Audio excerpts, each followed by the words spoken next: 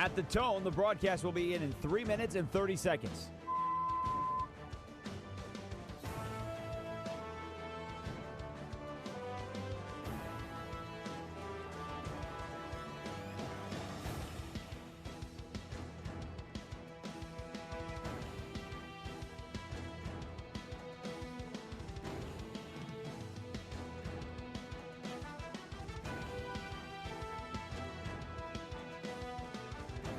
At the tone, the broadcast will begin in 3 minutes.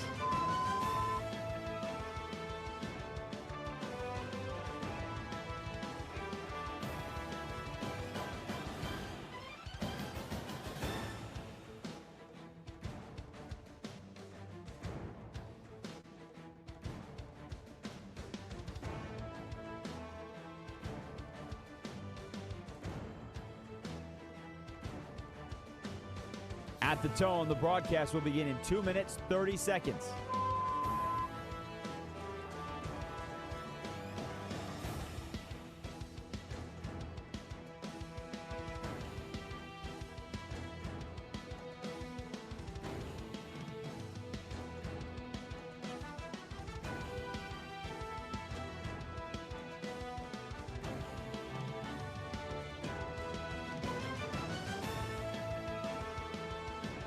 At the tone, the broadcast will begin in 2 minutes.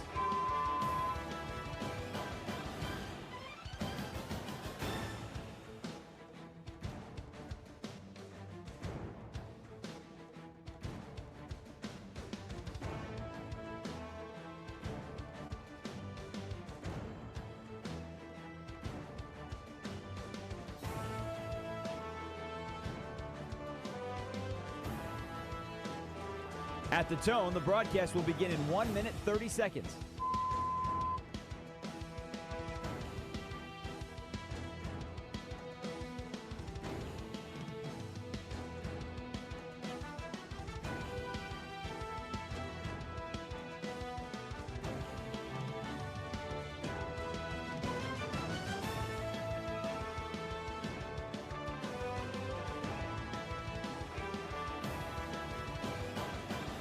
At the tone, the broadcast will begin in 1 minute.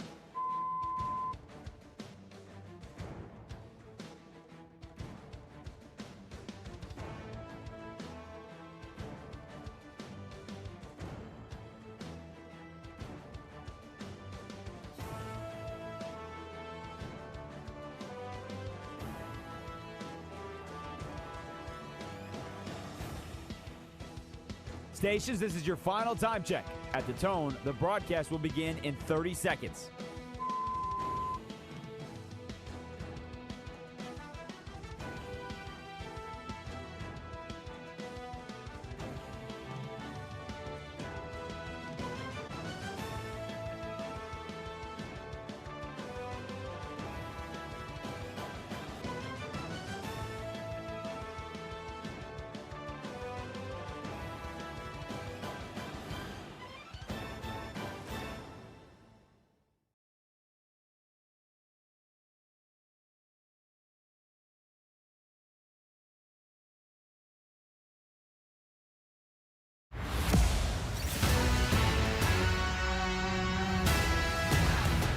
This is Bleck and Abdalla on Westwood One Sports.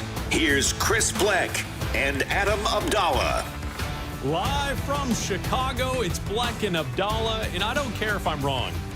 Fernando Mendoza didn't play well last night. I still think he should be the starter this year for the Las Vegas Raiders.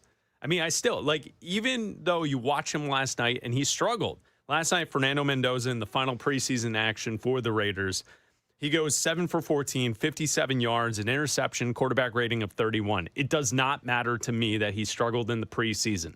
It did feel like each week that we progressed here in the preseason, he struggled a little bit more as the preseason went on, but he's the number one pick. He's the face of the franchise. He should be the starter from day one.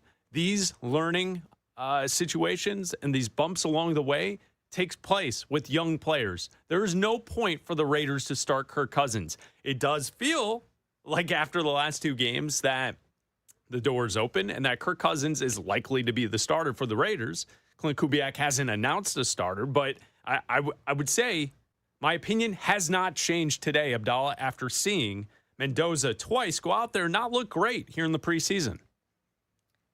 Your opinion might not have changed. You can't start Fernando Mendoza. You can't. He's not ready. Yesterday, he looked scared. He didn't look ready. He looked scared. And after looking at the numbers and consulting the nerdiest of nerds in Warren Sharp and digging through the numbers that he put out in an article today, the numbers... You personally consulted with Warren Sharp? No, I just read the article. Okay. The numbers that Fernando Mendoza has put out in the preseason, when I read you the names of Colt McCoy... Doesn't matter. Keaton Slovis. Who cares? David Fales. Sure. And two guys I've never even heard of, Alex Tanney and Cam Miller.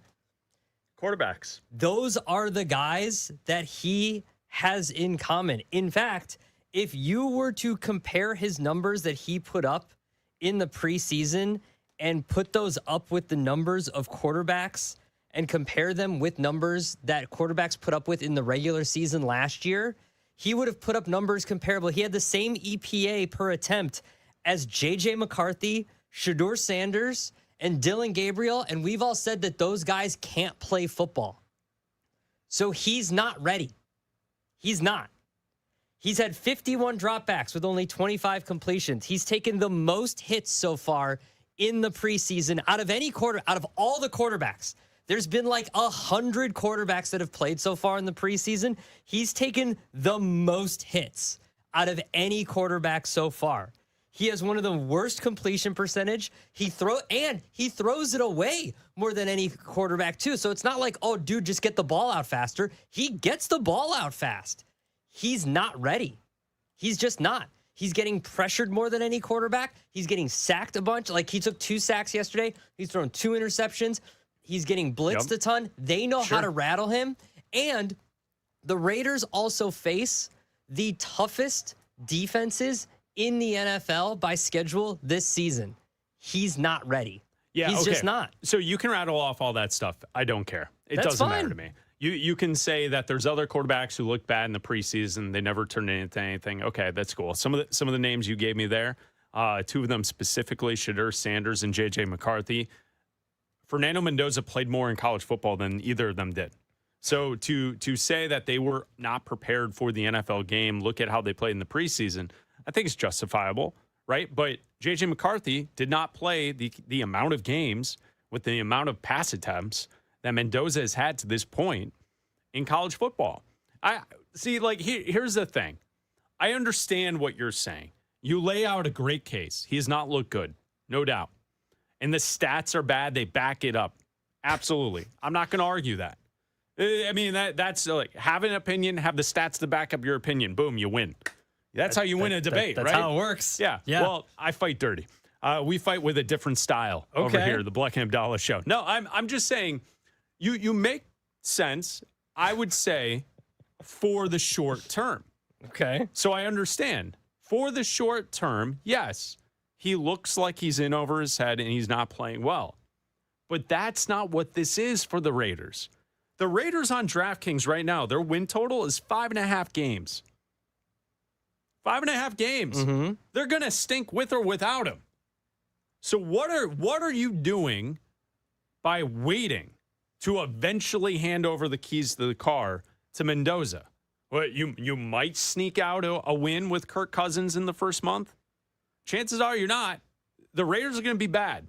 That's not the point, though. The point is this. It's the long-term payoff. That's what you're looking for. You're looking for Fernando Mendoza by the end of this season to not look like he's in over his head.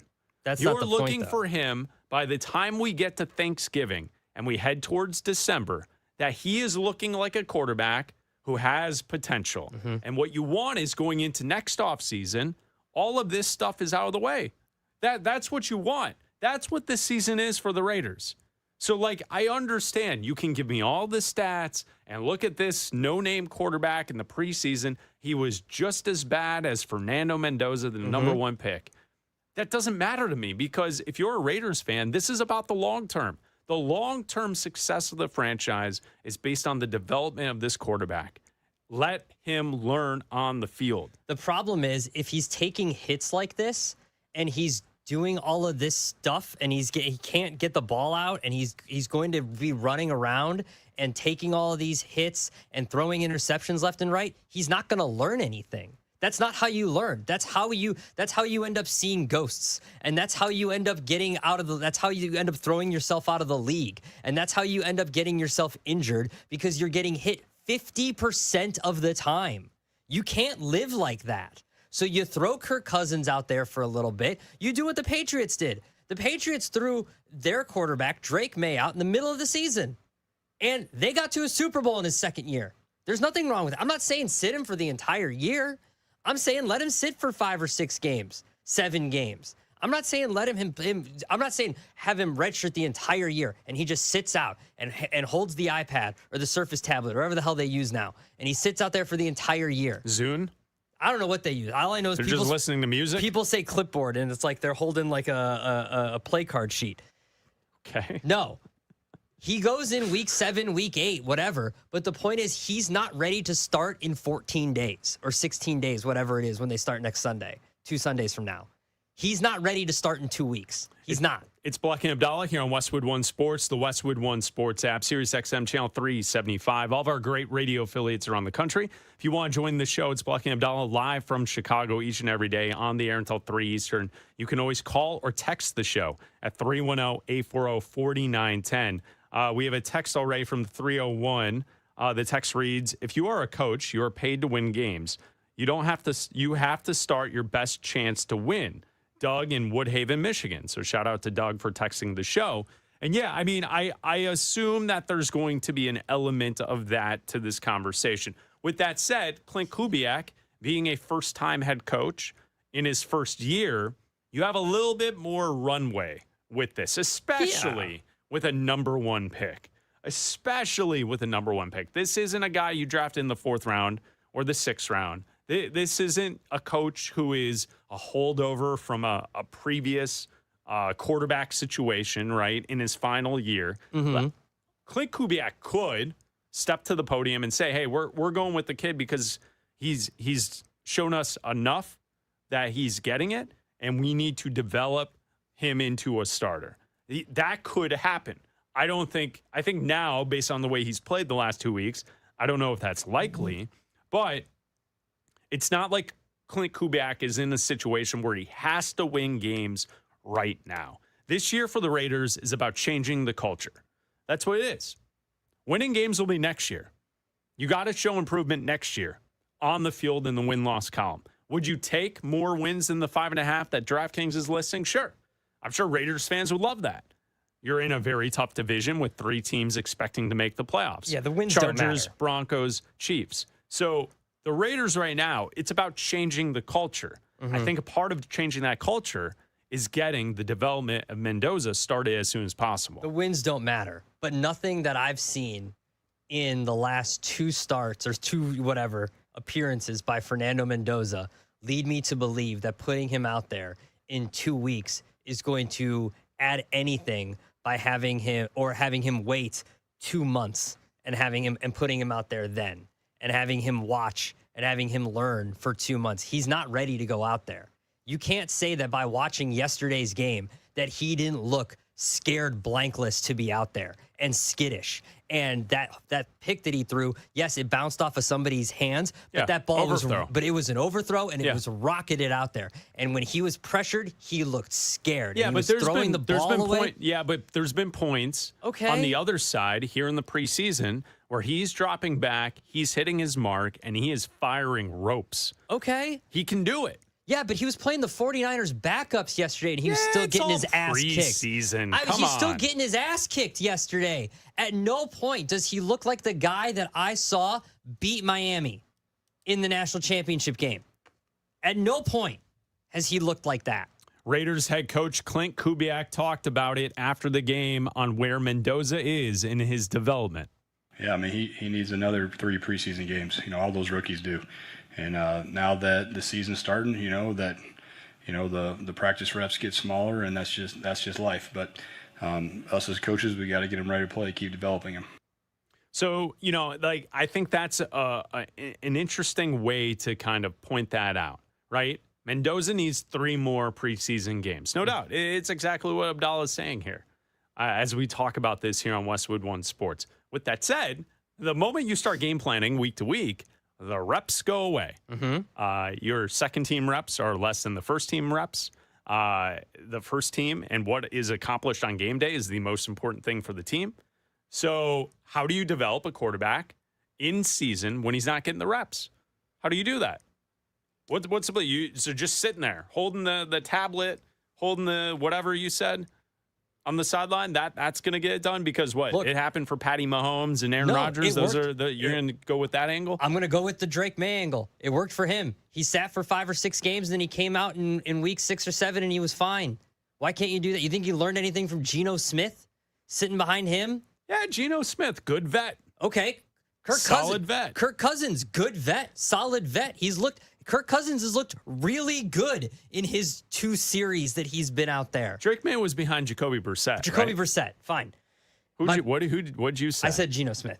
My point is that you've got a guy who doesn't need. I'm not saying you should apologize to Jacoby Brissett. I just said I'm sorry. You should really apologize. My point is they're all guys that should be backups that are starting that don't need to be starting.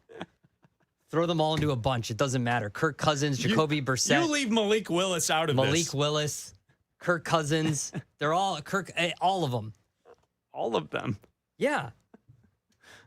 Okay, continue on. I'm sorry to interrupt you. My point is that all of these starters, Kirk Cousins included, shouldn't be starting. But you have an opportunity for him to go out there and learn from watch and learn from someone for 5 or 6 games that, should Kirk Cousins be starting more than Jacoby Brissett or Geno Smith? No, none of these guys should be starting. But you have someone that he can watch and learn from. And is he going to be the starter from week 6 on for the rest of his career? Yes, but he's not. You can't tell me with a straight face that what you watched yesterday, that you've got confidence in him going out there in 2 weeks and that he's capable of running an offense. Yeah, I think he's capable. There's no way. I think he's capable. He's going to get his ass kicked. Okay. Oh, yeah. He's going to get his ass kicked either way. Well, then why throw him out there? Unless the Raiders' offensive line plays better, which they've dealt with injuries here in the offseason. Then why throw him out here there? In training camp? Because the starters will be out there. The starters were out there yesterday. Linderbaum, your guy. Not my guy. He played. You've been all about it. That was one of the best moves of the offseason. Look what the Raiders are doing. They got a center. They overpaid for a center. No, overpaid is exactly what I said. He's not ready. And you can take all the time in the world you want. Don't sit him for the entire year. I've heard people say sit him for the entire year. First of all, that's ridiculous. First of all, you haven't even looked at the Raiders' schedule. You can roll Mendoza out there for the opener. And they play Miami. And then sit him after that? No, I'm just saying you just said to me that we should be worried about him getting his ass kicked. They play the NFL. No. Start with game one. Start with game one. Okay, cool. After Probably game one. the worst defense in football. They played the NFL's second toughest schedule of pass rushes this season. I don't care about game one. I'm looking week at one? I'm looking at the entire season, Chris. I'm seeing the forest through the trees. I'm sorry that you can only see through week one. I'm just trying to get this plane off the ground, man. Okay, I'm good just for trying you. to get Mendoza in the air. Well, Mendoza's going to be on his ass. Okay?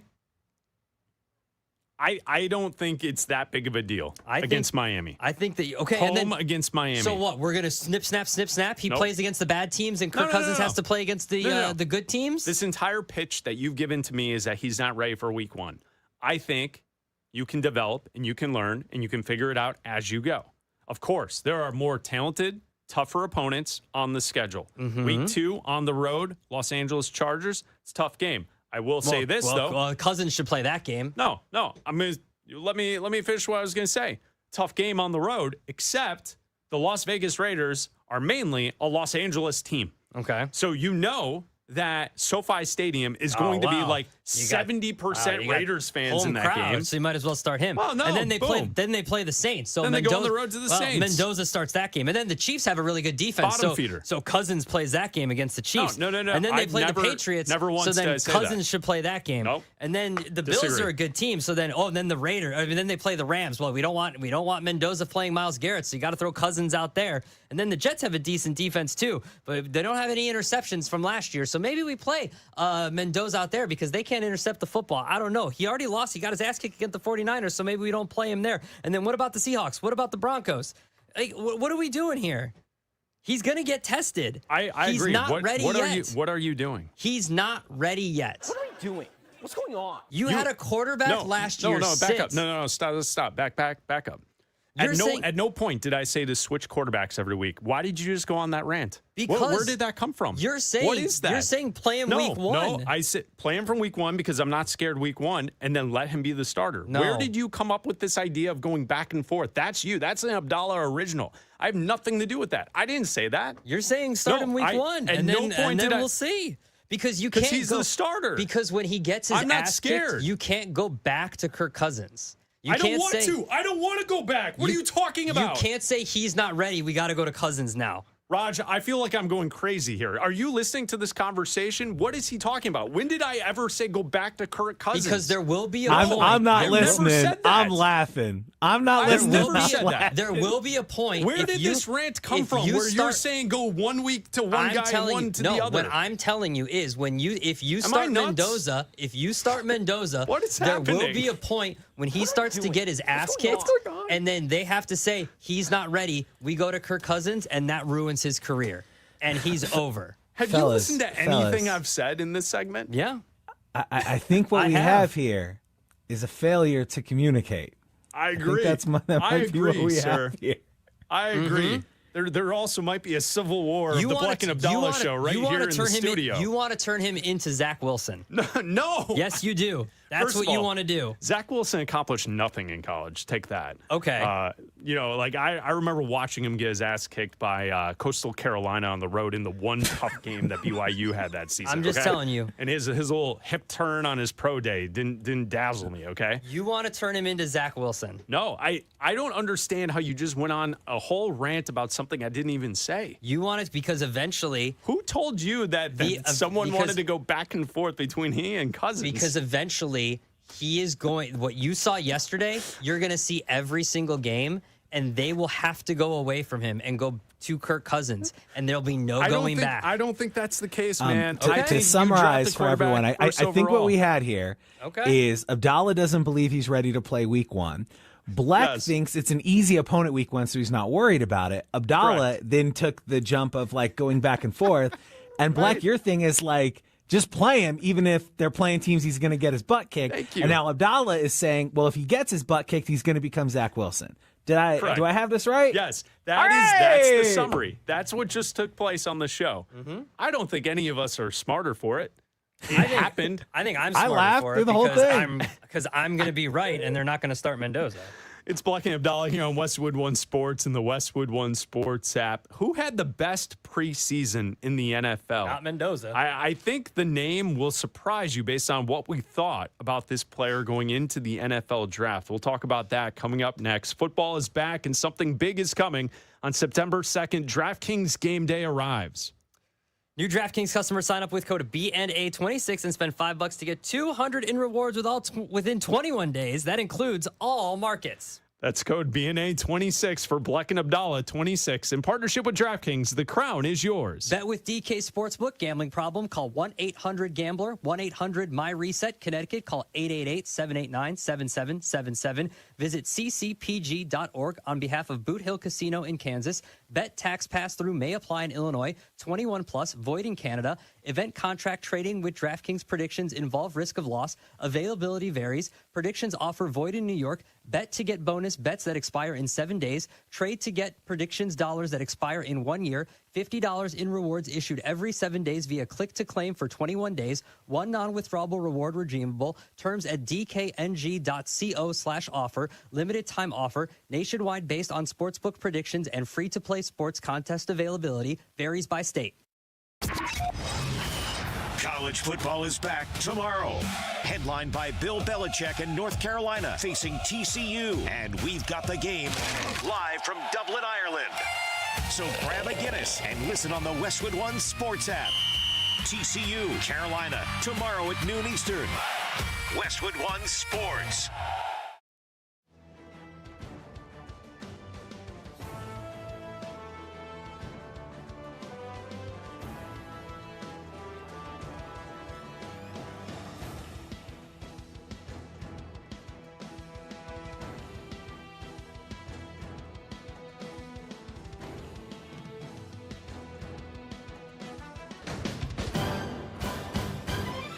At the tone, the broadcast will begin in 4 minutes, 30 seconds.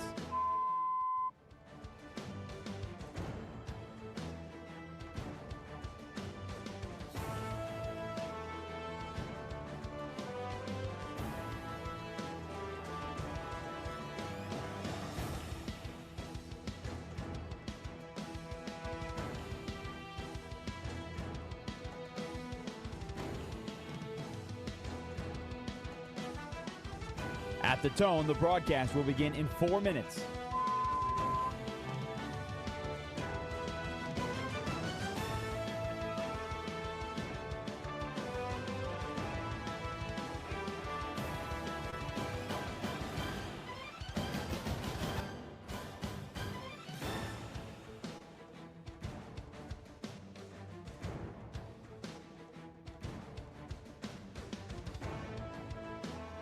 At the tone, the broadcast will begin in 3 minutes and 30 seconds.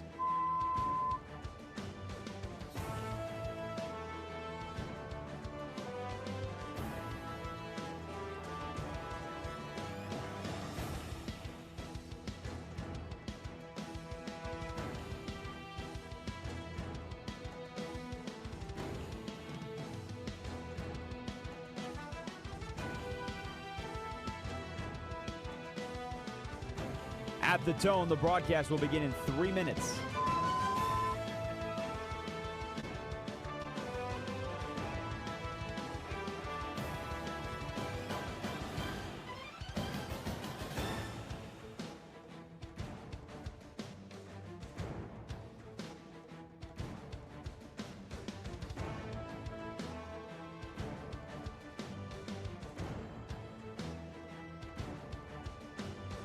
At the tone, the broadcast will begin in 2 minutes, 30 seconds.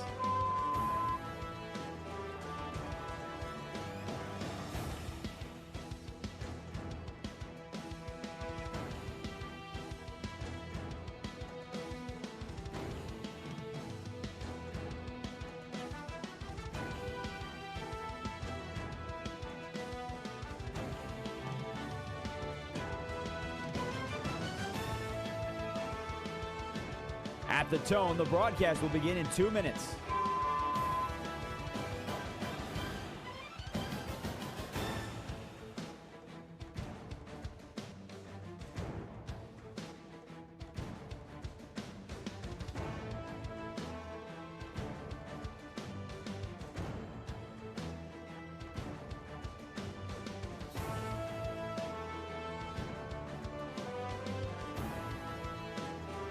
At the tone, the broadcast will begin in 1 minute, 30 seconds.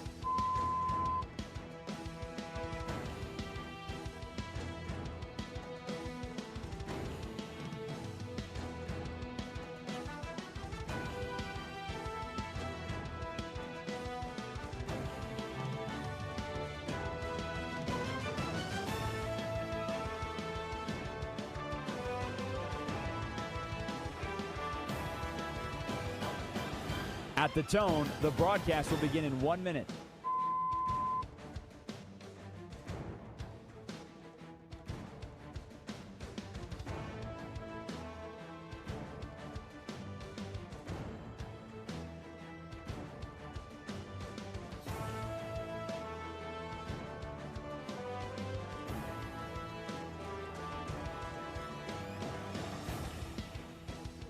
Stations, this is your final time check. At the tone, the broadcast will begin in 30 seconds.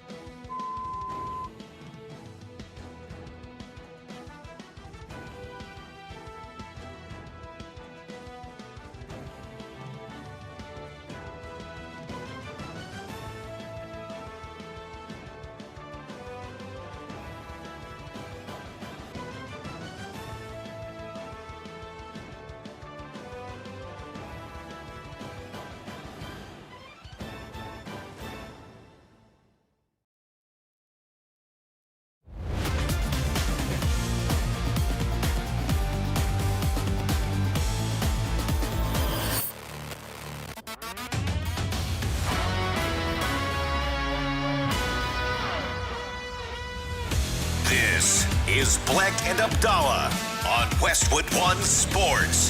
Here's Chris Bleck and Adam Abdalla.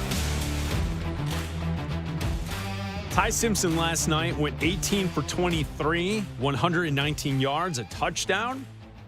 He finished the preseason throwing 78% completion percentage for 382 yards, 3 touchdowns, no interceptions, a quarterback rating over 100 at 100 and at 109.9 quarterback rating in the McVay offense for the Rams here in the preseason. You and I both, as we headed towards the NFL draft, did not think Ty Simpson was a first-round pick. We didn't think he was the second-best quarterback necessarily on the board. He goes 13th overall on draft night. We had a chance to talk to him backstage. Seems like a very nice kid, and you know, hopefully he'll have a long career in the NFL. But full disclosure, we both thought that that was a major stretch to take that quarterback 13th overall in the NFL draft. Here in the preseason, he's been outstanding. He's been great. Has he had the best preseason of anyone in the NFL to this point? Probably, and it might be because Carson Beck, we only really got to see the Hall of Fame game from him. You know, he has the injury, the rib injury, and he hasn't been able to play since then. So we haven't really been able to see whether or not Carson Beck can be a viable, backup, maybe pushed to be a starter at a certain point this season. I mean, we will see Carson Beck start at a certain point this season, but I don't even know if Ty Simpson's going to be the backup to Matthew Stafford, because Stetson Bennett has also played really, really well this preseason. And look, Ty Simpson going into the draft, as someone who watched every single snap of Ty Simpson at Alabama, I was always hesitant of saying he's going to be like a first-round quarterback or some guy that could step in and play right away, or someone that could even, start halfway through the season for a team, just because of the little amount of football he played in college. I always thought he was best suited for the situation he is in right now. Like, he should have never been drafted first overall by the Raiders and start right away or start halfway through the season, whatever they're going to do with Fernando Mendoza. He is in a perfect situation right now with the Rams, or if he would have been drafted by the Steelers or whoever, to sit for a year or two and learn from a great guy to develop quarterbacks in Sean McVay, to learn from a future Hall of Famer in Matthew Stafford, and then eventually, in a year, when Stafford retires, or 2 years, because his contract's 2 years, if he decides to walk away after another year, then that's when you decide to start him. And it looks like he's playing really well, and I'm not surprised. I mean, look, what better system for a guy to learn in than Sean McVay? Like, he's obviously not playing with starters. He's obviously not playing with a strong offensive line, but if you're in a Sean McVay system, it's not surprising that you would play well. I think it's just surprising to everyone that a guy would play this well. And it's kind of, I don't know if it's necessarily going to prove people wrong. I don't think you'll see and really prove people wrong until you see Ty Simpson, what he's actually is as a starter, or whether or not the Rams were justified in taking him, 13th overall in the first round when you're not going to need him for a year or two, right? I feel like we had this conversation back in June, and my opinion hasn't changed as far as that idea, where you're right. It's probably 10 years, right? Like, we probably will need 10 or so years to see how the career plays out to determine whether or not it was the right decision or not. Mm-hmm. Now, if Ty Simpson turns into, as we were talking in the last segment, some of the busts that we've seen in the NFL over the last handful of years, like someone like a Zach Wilson, if he just flat out can't play, we'll know sooner. Yeah. But if Ty Simpson becomes a starter, then we're going to have to see what does he accomplish as a starter, because the flip side would have been at 13, adding an impactful player to a roster that's ready to win a championship now. Well, look, they just traded for Tutu Atwell. Don't you think drafting a wide receiver would have helped them? Sure. And who knows the future of Puka Nacua and what, that situation's going to be so long term, right? But that's my point, is we can't really decide in the near future whether or not it was a good pick because there's so much weight on that 13th pick for a team that's ready to win now, using it for a quarterback who won't be ready for a couple of seasons. Like, sure, development's sake, Ty Simpson landed in the best possible spot you could land in as a quarterback who's not ready to play from day one. Yeah. You can't find a better spot, right? Like, maybe you can make the argument San Francisco or Kansas City. Yeah. Right? Like, that's maybe it. Best possible landing spot. I mean, Green Bay. If you're going in the order that they've gone in, from Favre to Rodgers to Love, the guy that's going to take over after Love, I think would be the next guy. But that's probably a few years well down the road, right? But I think that right now, if you're Sean McVay, you've got your feet on the desk and you're like, look who's after 3 weeks, look who's right?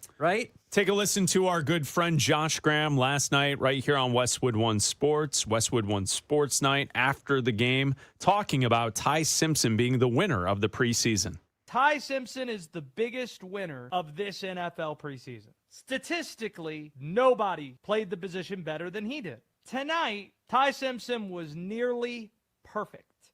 While preseason performance isn't enough to say that Simpson's going to be a dude in the NFL, let's not overstate this, it should be enough to silence the critics from way back in April.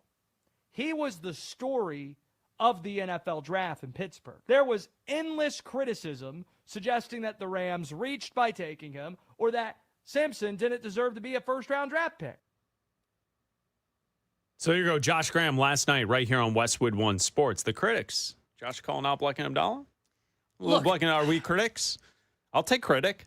Are you a critic? I don't know if I'm necessarily a critic because I like the pick. I just don't like the location of the pick. I don't like the fact that they took him. I like the fit. I don't like the selection overall. of the pick. And look, Sean McVay said yesterday that the trade for Tutu Atwell had nothing to do with a possible suspension for Puka Nacua. And they have yet to give Puka Nacua an extension. Sure. Right? Okay. Don't you think that drafting a wide receiver at 13th overall would have helped a little bit more? And again, this remains to be seen. If the Rams win a Super Bowl, no one's going to care who you pick 13th. No. Right? No one's going to care if that confetti's fallen and you're holding up a trophy at home in LA and you're the last one standing. No one's going to give a crap who you drafted at 13, right? See, to your point, the next wide receiver off the board after 13 was Mekhi Lemon at 20 to the Eagles. He's been hurt a lot. Yeah, So, and then Casey Concepcion, 24th to the Browns. All right. And then Omar Cooper Jr. to the Jets at 30. Okay. Those are the other wide receivers selected. But again, in the first round. But if that's your guy with Adams and Puka Nacua, if that's your third, for the Eagles, Mekhi Lemon is supposed to be now that A.J. Brown is gone, he's not supposed to be A.J. Brown. That's supposed to be Devontae Smith. And now that Smith is supposed to be Adam, Mekhi Lemon is supposed to be Smith and all that. There's a lot of shifting, right? So, but if you add Mekhi Lemon, and I think you should just be who you are. Right? Well, be who you are. Mekhi Lemon can be whoever wants to be. Doing whatever you're doing there. Just be who you are. You can be whoever he wants to be. But if you're an in and out of the lineup guy that Mekhi Lemon has been for training camp for the Eagles, if he's like that for the Rams, but you have Nacua and you have Adams and you have all the weapons that they do, that's not as big of a concern as a guy who you know is not going to play, I would say, for the next year to 2 years. The name that stands out to me going back to the draft would have been at 15, Reuben Bain Jr. from Miami, the edge rusher falling. He's been a stud. Yeah, like that might be the guy that you have to chart and keep an eye on if you're a Rams fan. And then, like I said, we might have to go 10 years out with this one to figure out if Ty Simpson turns into a good or great quarterback. But that might be the name that fell, that the Rams could have selected him to add to the defense, which they've got Garrett now, and we all assume that Aaron Donald's going to be back in the mix too. But to counterpoint Josh Graham, if they are 2 plays away from winning the Super Bowl or 2 plays away like they were from winning the NFC Championship game, people are going to say, fans are going to say, critics are going to say, well, if you would have drafted the wide receiver to make that catch, well, if you would have drafted the defender to make that, to stop that play or to get to the quarterback or to do this, you would have been in that position, as opposed to you're going to get the reactionary thing, as opposed to looking, like you said, 10 years down the future, even 3 years down the future. Because if this team, if Stafford retires in 2 years and this team doesn't skip a beat with Ty Simpson and is right back in the playoffs in 3 years, and it doesn't matter, and with a rookie quarterback, because we've seen it before,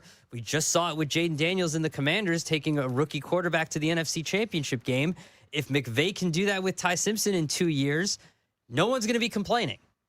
I would say this. If Ty Simpson won the preseason, I would say someone who came pretty close, who had a very good preseason as well, and definitely exceeded the expectations, would have been Steelers quarterback Drew Aller. Drew Aller was really good here in the preseason. Mm-hmm. You know, the first game he threw 2 touchdowns, 10 for 13, 153 yards. Second outing, 11 for 23, 110 yards. Last night, 9 for 18, 88 yards. He looked like a professional quarterback, which wasn't necessarily what we saw at Penn State last year. So I think Drew Aller had a very nice preseason as well. But the Pittsburgh Steelers are still going to keep 4 quarterbacks, according to Mike McCarthy, which is 3 quarterbacks is fine. 4 quarterbacks is certainly a choice. So we've talked about, you know, the Vikings possibly moving on from J.J. McCarthy. That's been a storyline throughout the week here on the show. We have not seen anything about that lately. It was about 2 days ago when Florio floated the idea that perhaps J.J. McCarthy would be released as teams cut down to the 53 and head towards the season. Should another quarterback who's competing for a starting job possibly be released as well? We'll tell you who that is coming up next.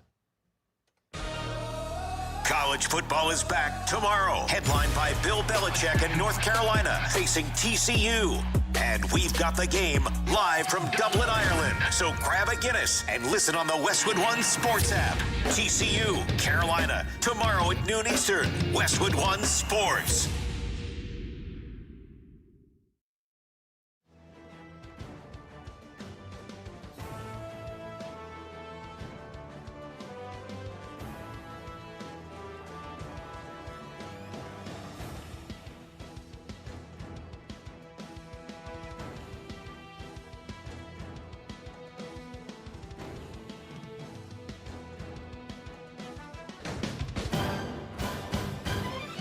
At the tone, the broadcast will begin in 4 minutes, 30 seconds.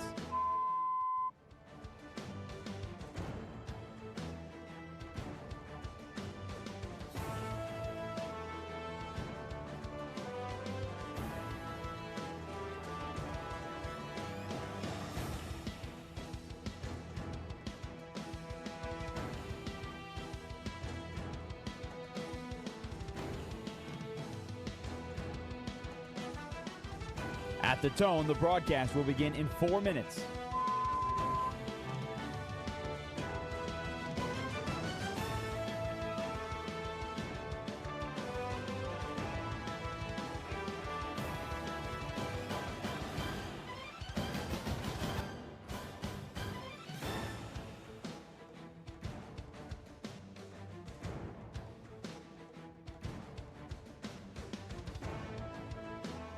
At the tone, the broadcast will be in 3 minutes and 30 seconds.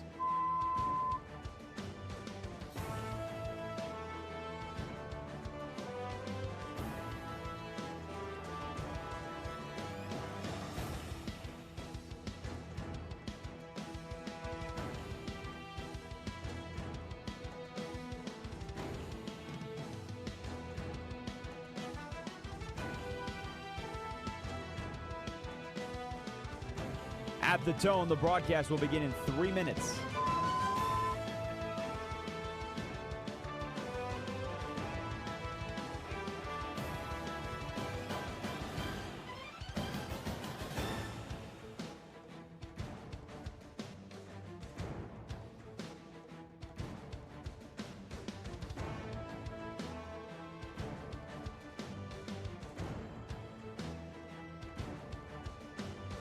At the tone, the broadcast will begin in 2 minutes, 30 seconds.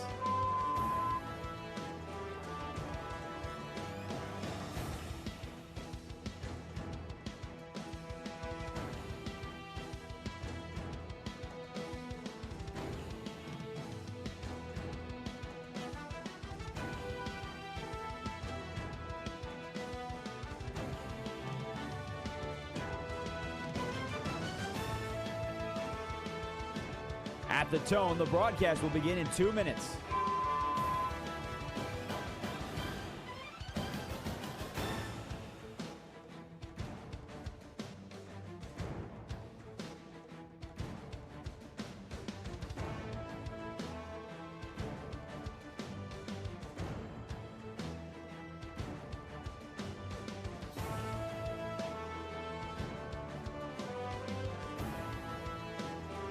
At the tone, the broadcast will begin in 1 minute, 30 seconds.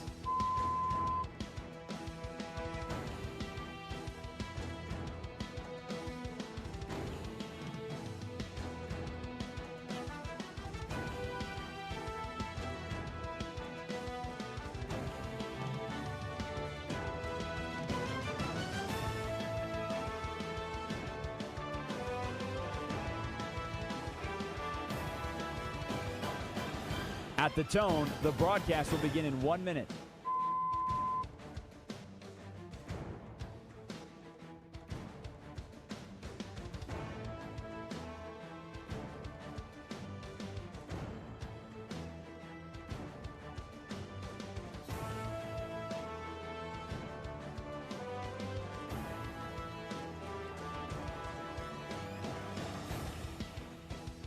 Stations, this is your final time check. At the tone, the broadcast will begin in 30 seconds.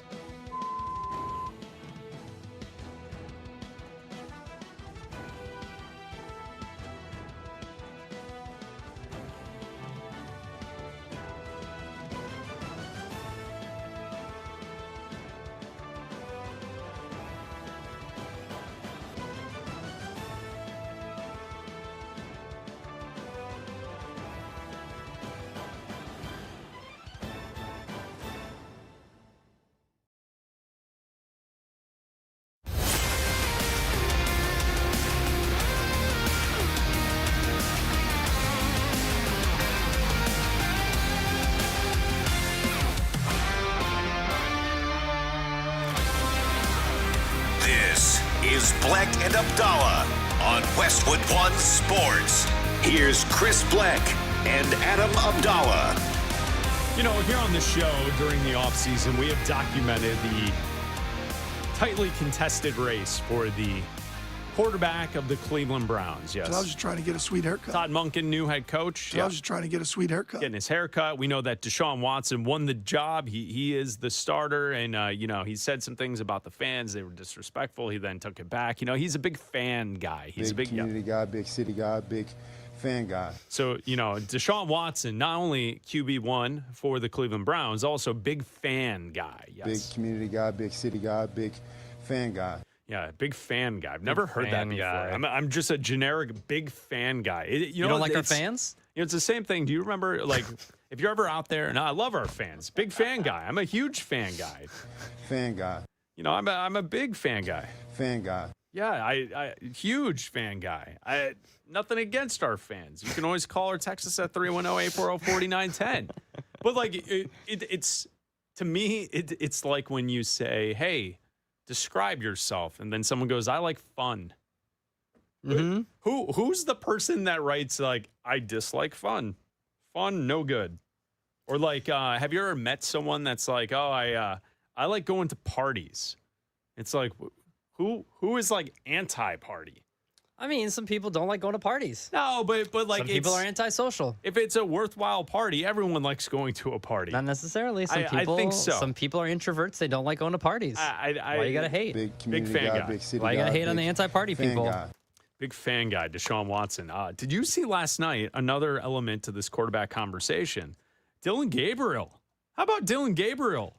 Slinging the football. Looking pretty good. 12 of 15 last night, 186 yards, 3 touchdowns for the Cleveland Browns. Now, Shedeur Sanders and Deshaun Watson did not play last night, but Dillon Gabriel looked good. Yeah, he did. And I don't know if it's because, the pressure's off. He knows he's going to be third string, or if, he's just been the guy that everybody's kind of overlooked, and now he's finally getting his chance. And this is a guy that maybe Todd Monken has to consider making the backup to Deshaun Watson and not having Shedeur Sanders be the backup. And when it's time to make a change, which it will be time to make a change, I think it's coming by week 3 for the Browns, because I don't think you can go into a home game if you are down in an 0-2 hole to start the season. If you lose your first 2 games to start the season, I don't think you can go home in front of the Browns faithful and roll Deshaun Watson out there. And I think he might have a decision to make between Dillon Gabriel and Shedeur Sanders. I think what you'll also have is with you, when you look at these 3 quarterbacks, we had a chance to talk to our good friend Linnell Willingham, who hosts here on Westwood One Sports. He went on his own training camp tour, and he visited, 6 different camps, and one of those teams being Cleveland. And we go. Listen to what he told us about what he saw from Shedeur Sanders when he was there at camp. I'll be honest, guys, and you're going to think this is hyperbole. It's not. Dillon Gabriel damn near got as many reps as Shedeur Sanders did on that Saturday practice, guys. And as we sit here right now, as they get ready for their preseason opener, he may be closer to being the 3 than the 1 at this point. How about that? I mean, that Linnell told us that a couple weeks ago. Yeah. That Shedeur looked like he would be closer to the 3 than the 1 at that point. Yeah, and I think that the way you saw, Dillon Gabriel play, I haven't seen Shedeur play like that in the preseason. I haven't seen anybody play like that in the preseason. I haven't seen Watson play like that. I haven't seen Shedeur play like that. The only guy that I've seen put up good numbers for the Cleveland Browns in the preseason has been Dillon Gabriel. Now, yes, it's the end of the preseason, no starters, but that's you got to say that with every preseason game, right? But again, Monken's made his decision. He's gotten his sweet haircut. He said, I'm going to start Deshaun Watson, and we don't know what he's going to do. We haven't seen like an official depth chart, and I assume it's going to be Shedeur Sanders. But again, this could also be a short lease on Shedeur Sanders too. You could go to Deshaun Watson week 1 and 2, go to Shedeur Sanders and week 3, and then if he's not playing well, we could see all 3 quarterbacks before this is all said and done by the time we get to the end of the regular season. And that's what last night on the TV broadcast, Ryan Fitzpatrick talked about that on NBC, on Amazon Prime. So take a listen to Fitzpatrick, that Shedeur at some point will play for the Browns. This is set up here for Shedeur. I mean, if Deshaun, once he fails, Shedeur's going to jump into this thing, and he's going to be the guy, and this city is going to be behind him. Yeah. So you think he'll fail? Yeah, and it's going to happen. I mean, Shedeur's playing this year. I think all 3 of these guys. I think Gabriel's going to have a chance to play as well. But this is such a young roster with a lot of changing parts and a lot of new guys, so they're going to struggle on offense this year. I saw that clip going around last night, Abdalla, and I thought to myself, I don't get why that clip's going around viral. Like, what did he say? He didn't say anything. Listen, what did Ryan Fitzpatrick say there that hasn't, like, who thought that the Browns' offense was going to be good and that Deshaun Watson's going to be good? Nobody. Am I the only one when I saw that being like circulated last night? Like, Ryan Fitzpatrick, look at the comments he said about Shedeur. He's going to get you. No blank. No.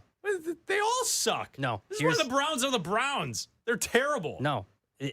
Out of all 3 quarterbacks, maybe not Dillon Gabriel, because he might prove himself to be a worthy backup. The future Browns quarterback for 2027 is not on this roster. I'm with you on that. I totally agree with you on that. They will be drafting a quarterback in the 2027 draft high up in there. Whether it's using their 2 first-round picks because they've got the extra one from the Myles Garrett trade and moving up. We saw a mock draft from ESPN.com having them moving all the way up to number 1 and trading with the Dolphins and picking Dante Moore, not Arch Manning. So they'll pick the pick of whoever they want to. So the starting quarterback for Todd Monken and the Cleveland Browns fans, that guy with the jersey, get ready to write another name on there in 2027 because this ain't it. You're not going to have the answer this season. Yes. Just make a spot. Yes, we got it. Put 2027 on there and then remove that and put the name of whoever they draft. Bleck Abdalla is sponsored by Progressive Commercial Insurance, protecting small businesses with affordable coverage options. Quote today at progressivecommercial.com. You can always reach out to the show, call or text us at 310-840-4910. Earlier in the show, we were discussing Fernando Mendoza.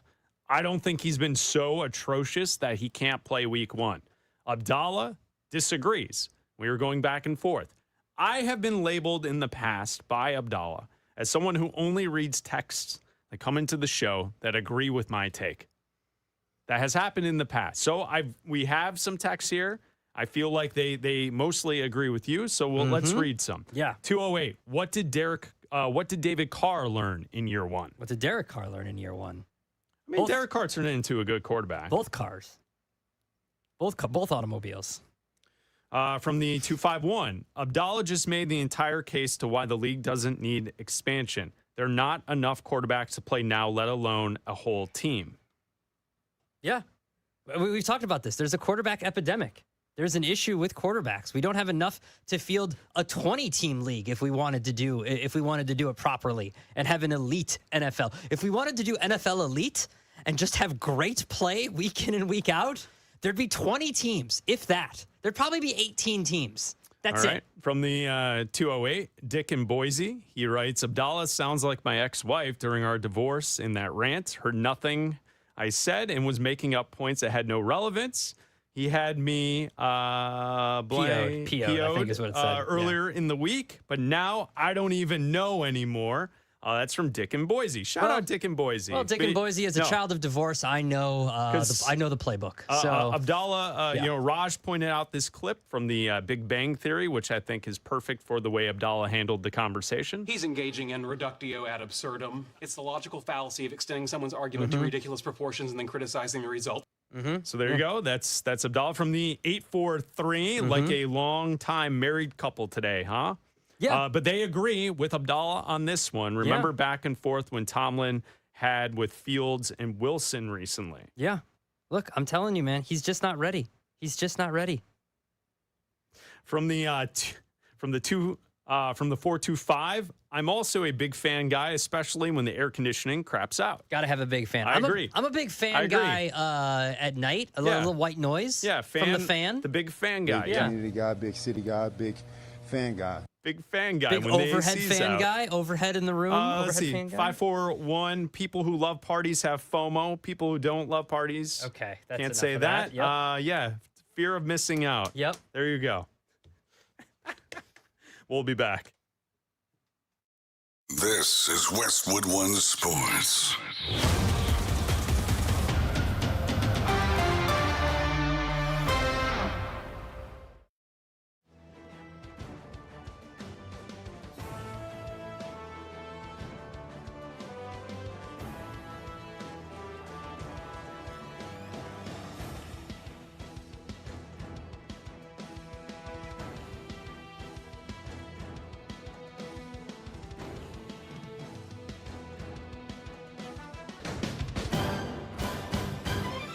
At the tone, the broadcast will begin in 4 minutes, 30 seconds.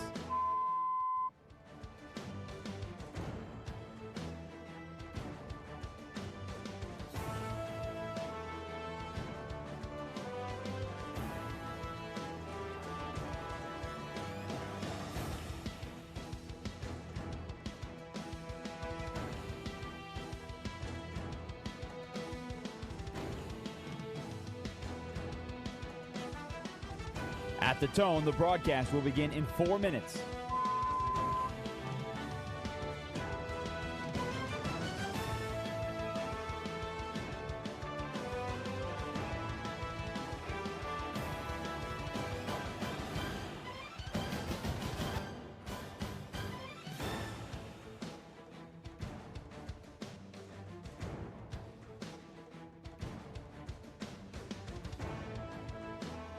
At the tone, the broadcast will begin in 3 minutes and 30 seconds.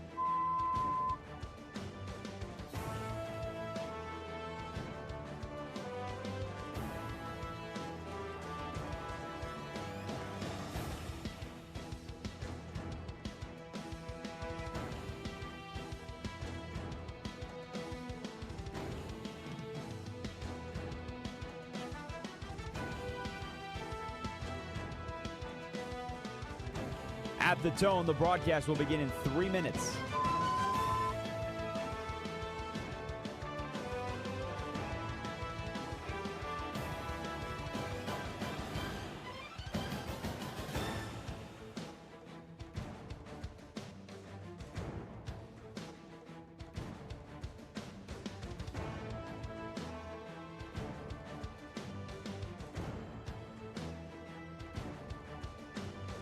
At the tone, the broadcast will begin in 2 minutes, 30 seconds.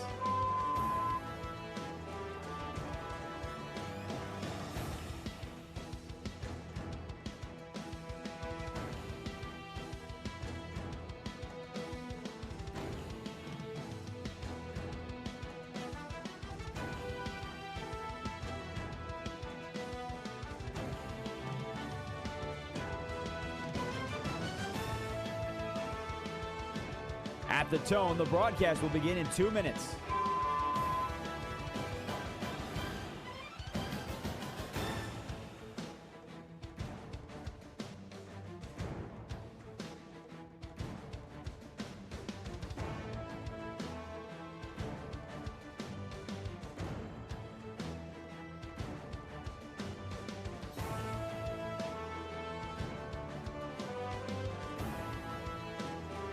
At the tone, the broadcast will begin in 1 minute, 30 seconds.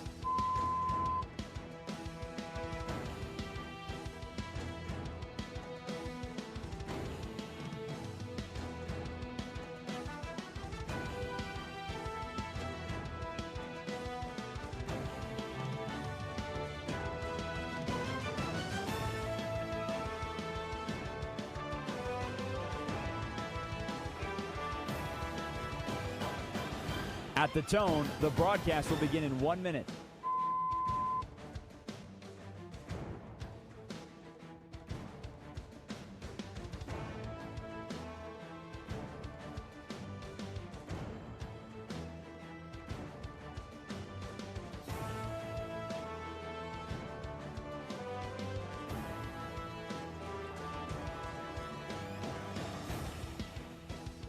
Stations, this is your final time check. At the tone, the broadcast will begin in 30 seconds.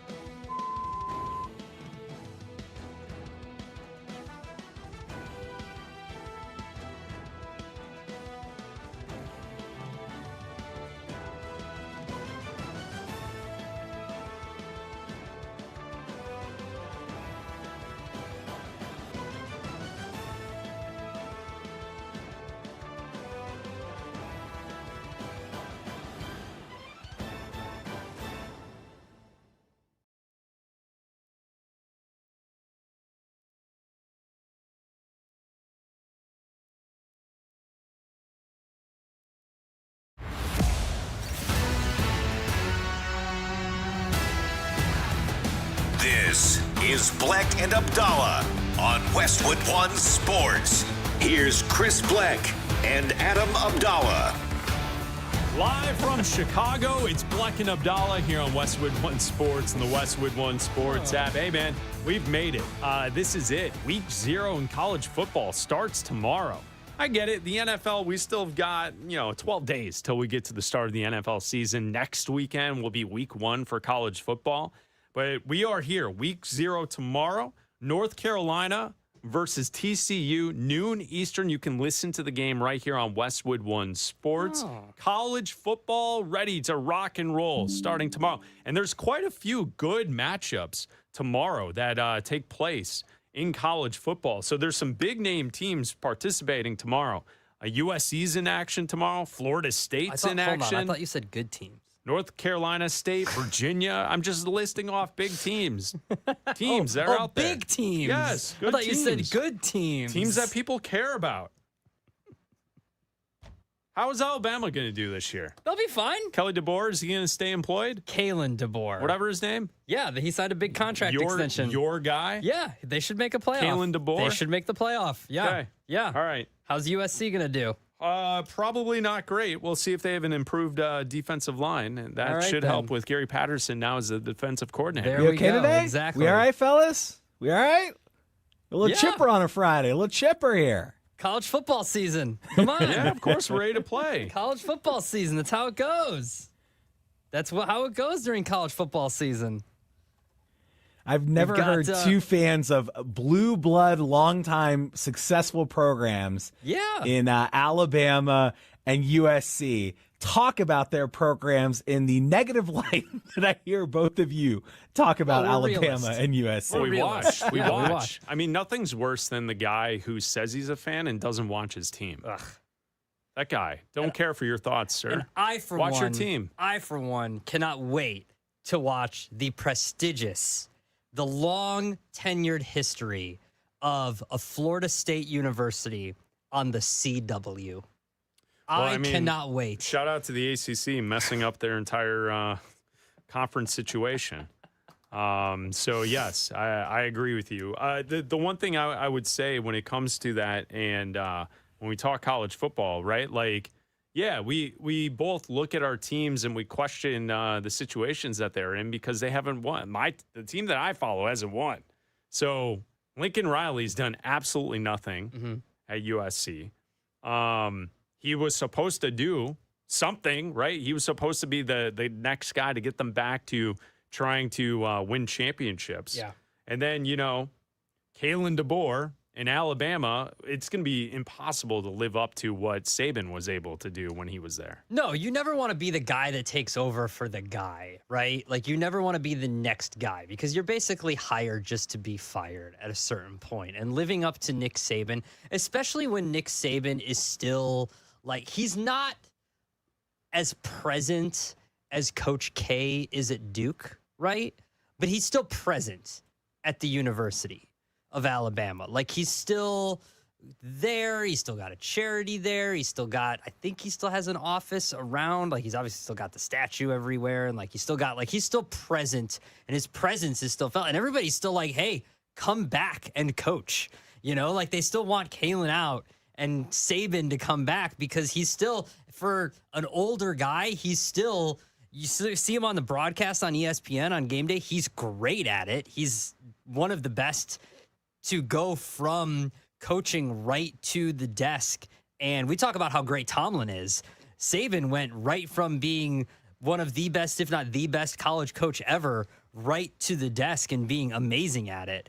And people still want him to go back and coach Alabama. But, to live up to those expectations for Kalen DeBoer is tough. That being said, with an expanded playoff, if a school like Alabama, with the way that they are able to recruit, if Kalen DeBoer can't make the playoff, then yeah, dude, you should be fired. Did you see that ESPN's going to have a 6-part documentary for Nick Saban? I saw this, and I kind of have a problem with this. Oh, you got a problem with it? No, my problem with it is they're going to release You don't want more Saban content? No, I do. The more Saban content, the better, okay? My problem with it is they're going to release all the episodes at once in October. I got ball to watch in October.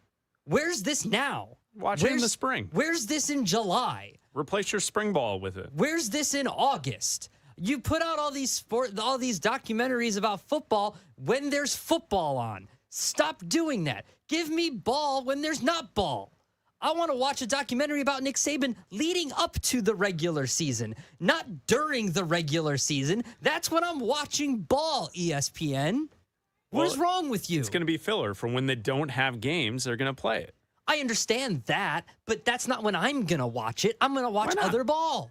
No, you can watch it. There's You'll find ball time. On all the time. You'll find You time. see this long list of ball? Look at my computer screen. Look at all this ball I got to watch. I'm not looking at your long list of ball. That's just not something I'm doing. Easy. There's long ball here. I'm not doing that. Long ball. It's Bleck Abdalla here on Westwood One Sports and the Westwood One Sports app. Oh, I know what I was going to say before. When Raj jumped in and was like, easy, boys, easy, whatever that was. I'd say this, Raj, it's the end of training camp. We're sick of hitting on each other, right? Hitting on each other? Yeah, like we're sick of taking reps against each other. We're ready to play ball. Yeah, 12 days to the start of the NFL season. Yeah, we're a little chippy. We want different opponents. Listen, you got Cam Scatabo and a defensive lineman here. We're ready to fight. We're ready to go, man. Which one of you what is do you think we're Scatabo? doing? What's up? Camp. It's time for real football. We're a little edgy. It has felt like August has lasted 79 days. Which I'm okay with, but you're right.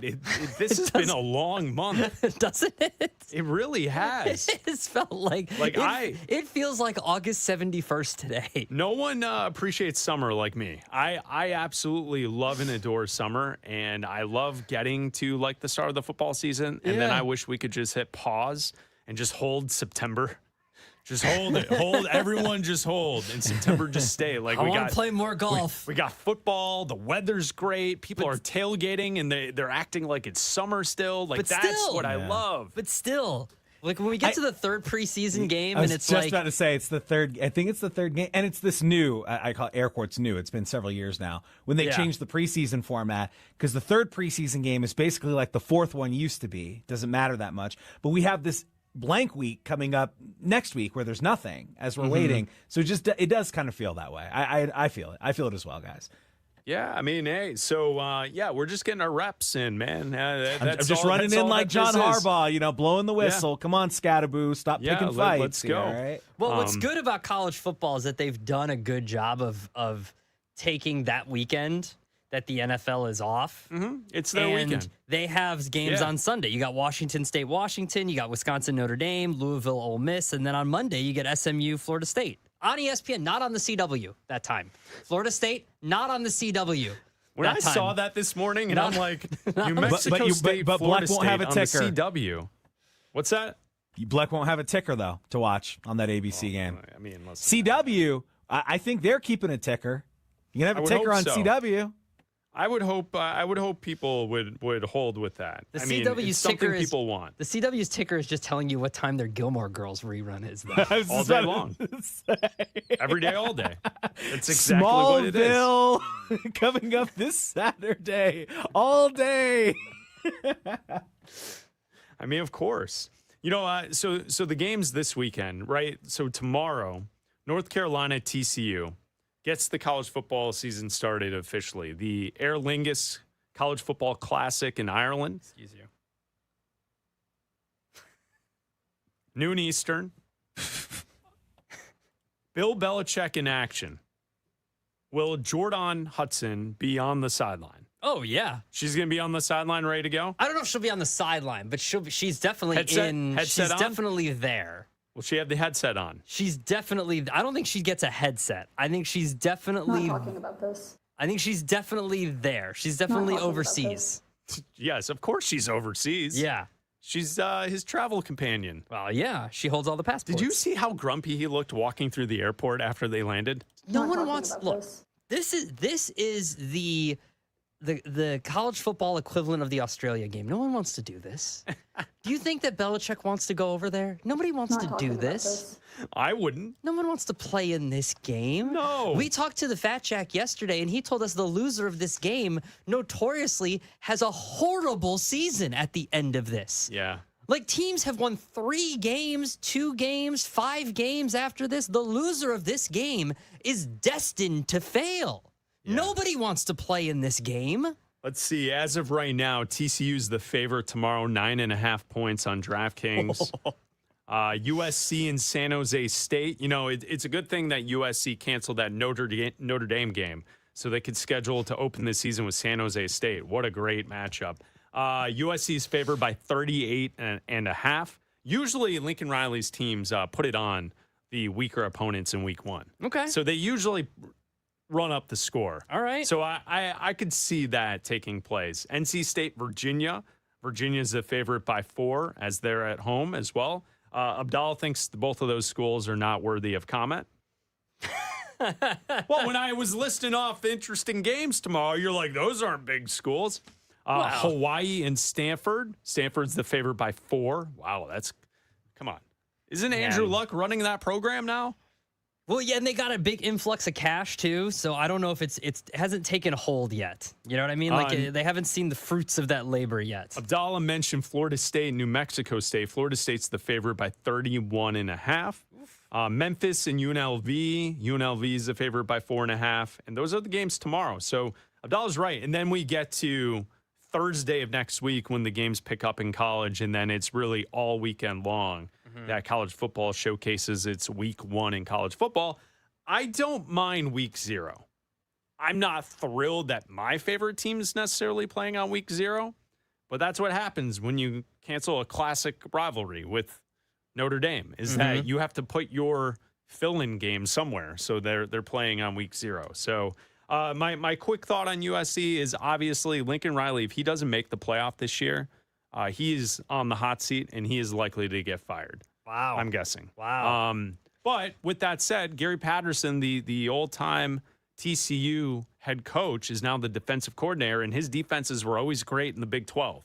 So if he can get something out of the defense and USC can improve on that side of the ball and they're not soft as Charmin on the defensive line, like in the past, the last few years under Lincoln Riley, you just run through the line. It doesn't matter. Just come on through, guys. Yeah. Whoever on offense, just come on right through. We'll escort you right to the end zone.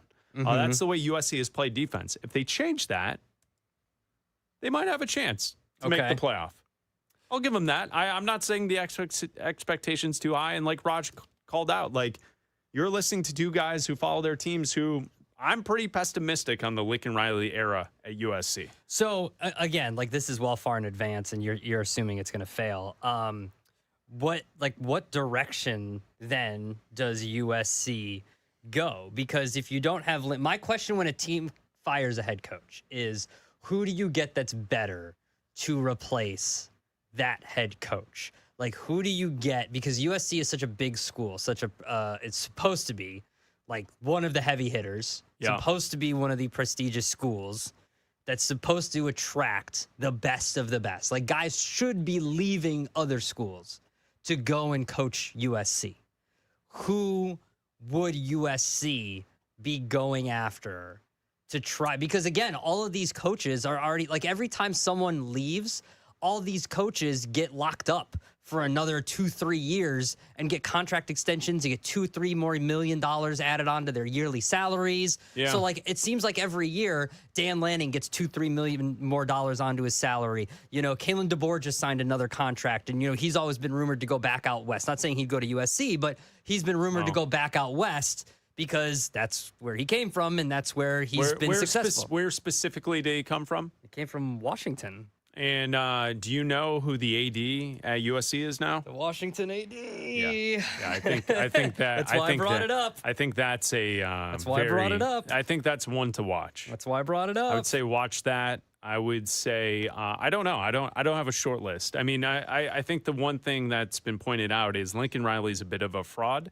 and yeah, he gets great quarterback recruits. And he's won a couple Heisman trophies. And he's gotten quarterbacks to get drafted number 1 overall in the NFL draft. Outside of that, there's a lot that he doesn't bring to the table. So we'll see. Yeah. Hey, if you make the playoff and you go on a deep run, then cool. Let's move forward and let's continue winning, because that's what should happen for the power in the Big Ten. I think USC. Historical power in the Big Ten. USC Trojans. So, I mean, make it. I mean, I think the more interesting angle to the games tomorrow is Belichick at North Carolina. Of course. It seems like it's a tire fire. Like, I don't think North Carolina is going to be any good. Like, how long is Belichick going to be there at North Carolina where they're just bad? This is it. This is Belichick's final year in North Carolina. His buddy got canned from his gig. Yeah. Lombardi. His son is suspended right now as well. Has been put on leave. I thought he took a medical leave. I don't think it was a suspension. I think it's a medical leave. He took a medical leave. I think that this is it for Bill Belichick.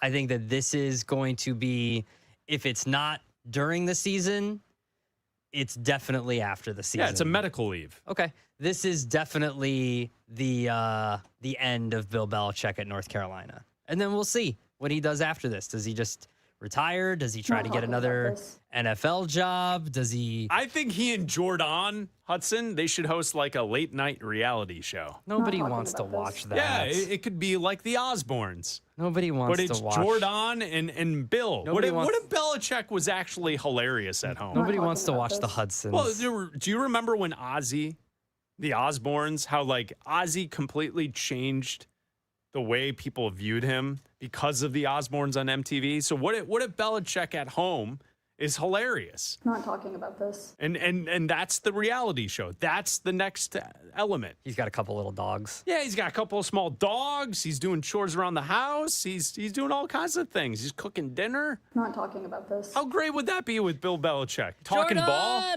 Yeah, with Jordan, right? Not talking about this. I just don't. You know, she's living her Kardashian wannabe lifestyle, whatever she's cooking up. I don't think he's got the personality for a booth. No, he doesn't. Well, but he has the knowledge, and when he talks football, he does. Like that. What was that? 30? Was it a 30 for 30? There was like the Belichick and Saban thing. Remember well, there was that? the Belichick and Saban thing, and then there was the him and the Parcells thing. Oh yes, that was NFL Films. That was NFL Films. Okay, yeah. Okay. I thought it was a 30 great. for 30. That was awesome. But I don't know if like a week to week, like him on a desk. No. Would work. I'm talking reality show. Okay. All right. That's what I'm talking. I don't need him on a desk. I don't want Frumpy on the desk. I'm just saying, what would he do next? He doesn't want to wear the suit and tie and do that. He doesn't have to. He doesn't want to look at camera 1 or camera 2. I think or he look could just at show up in the hoodie. I think he just wants to sit there and talk ball. Instead of the suit jacket having like the Fox or the CBS logo, he would just wear a hoodie with a Fox or CBS logo. How great would that be? Raj, what's your idea for Belichick? What should he do? Belichick McAfee simulcast. No, I'm out. It's done. I'm out. No. Then, first of all, when the second album comes out, they collab, bro. No. Belichick on the album. Could you imagine Belichick rapping? Yes. Belichick has a verse. He's got a verse. He's got bars. He could rap like 16. the bridge. He drops 16 He could like rap bars the on bridge them. on McAfee's second album. Turn it up in my headphones. Turn it up. Turn me up. The worst. Turn me up. Yeah, every day. And then Belichick just chimes in. We're on to Cincinnati. Turn it up in We're my on to headphones. Cincinnati. Yeah. You know, Jordan could really produce is, it. Jordan could produce it. Yes. And I'm sure Bill and like McAfee just walks around all day asking himself, am I the best or am I the worst? Yes. Yes. Yep. Oh, boy. It's brutal. I mean, and could you imagine Belichick? Oops. Just stirring the pot left and right. That's definitely Jordan Hudson's ringtone. That's definitely her ringtone. If ringtones are still a thing, that is definitely her ringtone. Dude, I need royalties from them. I just made them $1 billion idea. McAfee and Belichick together.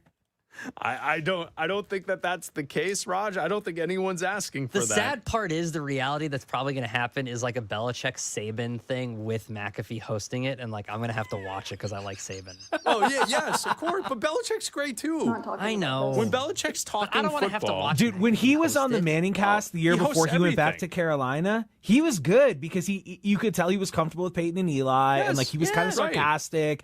You know, he was fun. Like he could do it, but I think I don't know, not in the formal like suit way. Like it's got to be like more casual. I agree. Did you guys hear the latest about McAfee? He's hosting the Oscars. Get out of here. Shut You guys didn't see that story? Get out of here. Stop.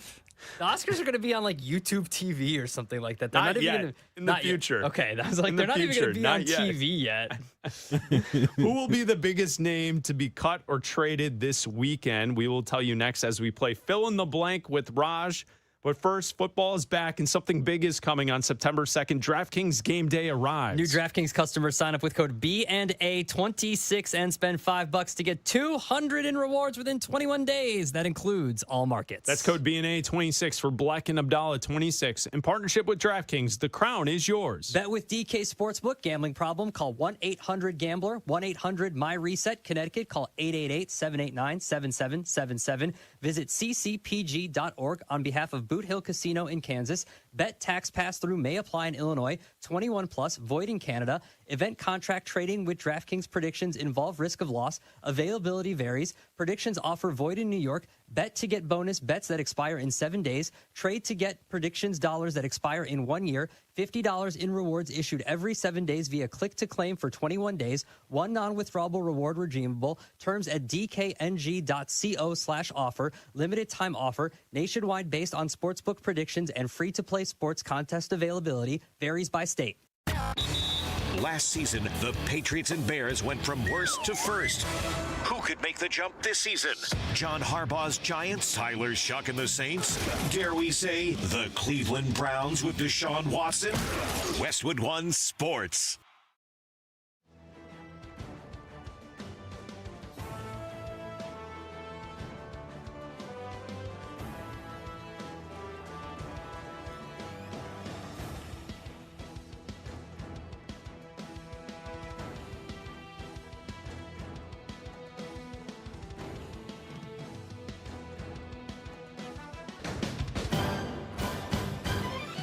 At the tone, the broadcast will begin in 4 minutes, 30 seconds.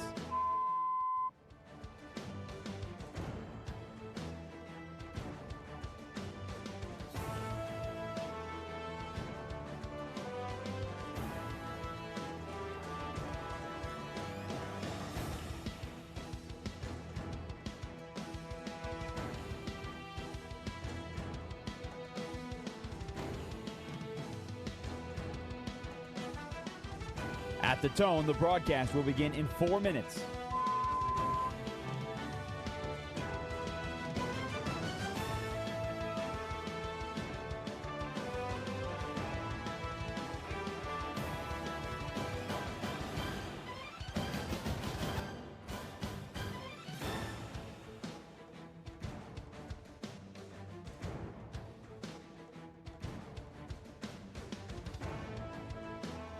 At the tone, the broadcast will begin in 3 minutes and 30 seconds.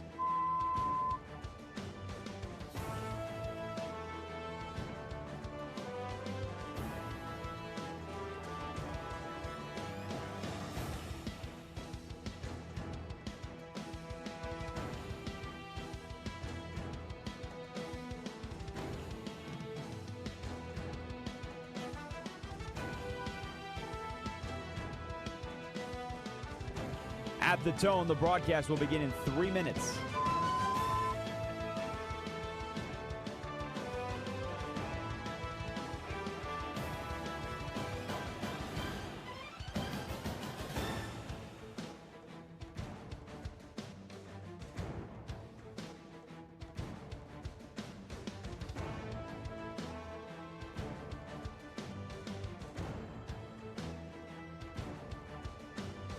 At the tone, the broadcast will begin in 2 minutes, 30 seconds.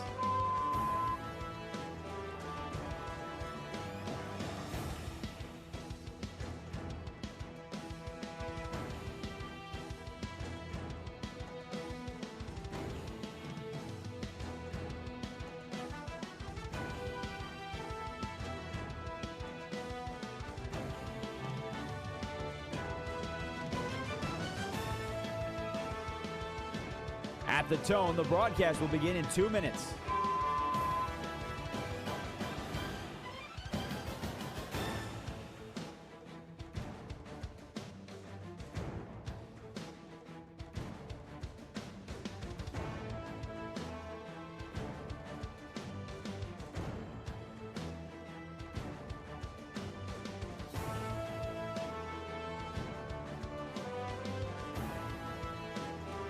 At the tone, the broadcast will begin in 1 minute, 30 seconds.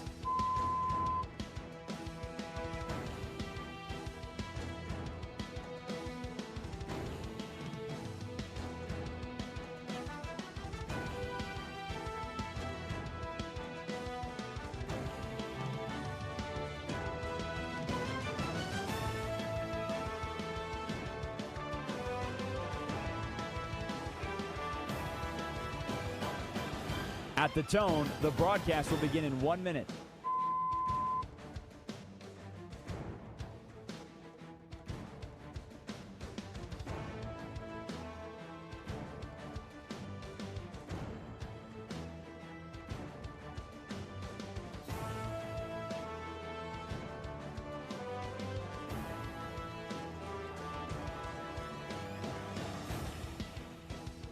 Stations, this is your final time check. At the tone, the broadcast will begin in 30 seconds.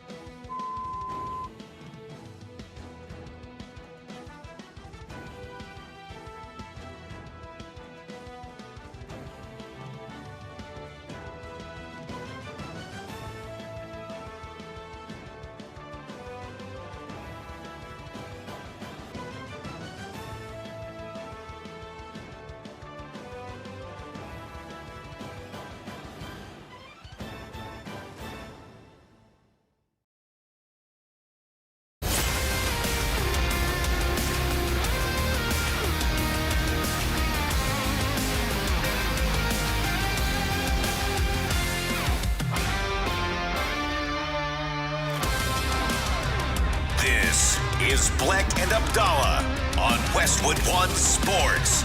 Here's Chris Bleck and Adam Abdalla. That's right, Bleck and Abdalla hanging out live from Chicago each and every day. Now it's time to go on out to parts unknown in Colorado. And the next question comes from the line of Raj Sharan with Westwood One. Please proceed. Please proceed on a Friday. Time for Fill in the Blank with Raj. What's up, Raj? What's up, fellas? It's a frisky Friday so far. We'll see if we get a little friskier here as we fill in some blanks on this Friday. So rosters will be set this weekend. It's funny, we always use that terminology, set, as if moves won't be made all year long. But you do have to cut it down to 53 guys. So you're going to have people getting cut. You're going to have people getting traded, being brought back on practice squads. All that stuff will be happening starting over the weekend. Here's what I want to know from you, Abdalla. And by the way, I chose my words very carefully. I did not say the best player. I said the biggest name player who will not be on his current team's 53 come Monday after these rosters are set will be blank. Because there's always at least one. Yeah, there is. Well, the Steelers just said they're going to keep 4 quarterbacks, so it's not going to be one of them. Are any of those big names, though? Odell Beckham Jr. is a big name. I don't know if he's important anymore, but I guess he's a big, everybody knows who he is. I'll say Odell just because he's a big name. Okay, Raj, I will give you Will Levis. Oh, Mr. Will Mayonnaise. Levis. Okay. Tennessee, all right. Tennessee Titans quarterback, third stringer. They've got Mitchell Trubisky as the backup, Cam Ward as your starter in the future. Will Levis will be the big name that's released. I like it. And I like your Beckham pick, even though we talked about him yesterday. One thing I've observed, I don't know if you guys have had through the years, with veteran players, if you're not a starter and you can't play on special teams, it's tight to make it. And Odell Beckham ain't running down covering kicks. So if he's not starting, it's tough to keep him. All right. We had some fun with this earlier in the show. We may have a little bit of fun now. Hey, Chris Bleck, I changed my mind on Fernando Mendoza needing to start right away. And yes, I wrote this question last night. I did not write this after the first segment. Go ahead, Bleck. I will not change my mind on Fernando Mendoza needing to start right away. I think it is it's the long-term play. That's what you're going for. It does not matter what the Raiders' record is in the first 2 months of this season. Their over-under win total in Vegas and on DraftKings is 5.5 wins. You're not making the playoffs. You're not going to be good. It's a changing the culture season for the Raiders with Clint Kubiak, and you have the number 1 pick, who's a quarterback. Start him. Start the process. Let him fail along the way. It's not going to ruin the quarterback. I will not change my mind on this. It's made up. I don't need the blank. Final answer. I don't need the blank. I changed my mind on Fernando Mendoza needing to start right away.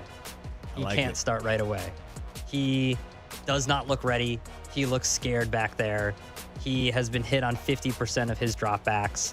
He throws the ball away more than any other quarterback as well. So it's not like Clint Kubiak can be like, throw the ball away more. He's doing it more than any other quarterback. He has been by far one of the worst quarterbacks out of all of the starting quarterbacks in the preseason. You can't start him. You just can't. And I'm not saying sit him for the entire year. That's not what I'm saying. But even Drake May sat for the first 4 weeks of the season when he was a rookie. Sit him for a month. Let him watch for a little bit. Let him calm his nerves for a little bit. The dude's skittish. Get him a pack of smokes. Calm down a little bit, kid. What are we doing here? Is that what you do? I mean, the guy's skittish back there, man. Raiders you saw how hard and how over that interception was a high overthrow and a hardly thrown ball. That ball was high and thrown like a rocket. Yeah, easy on the hard.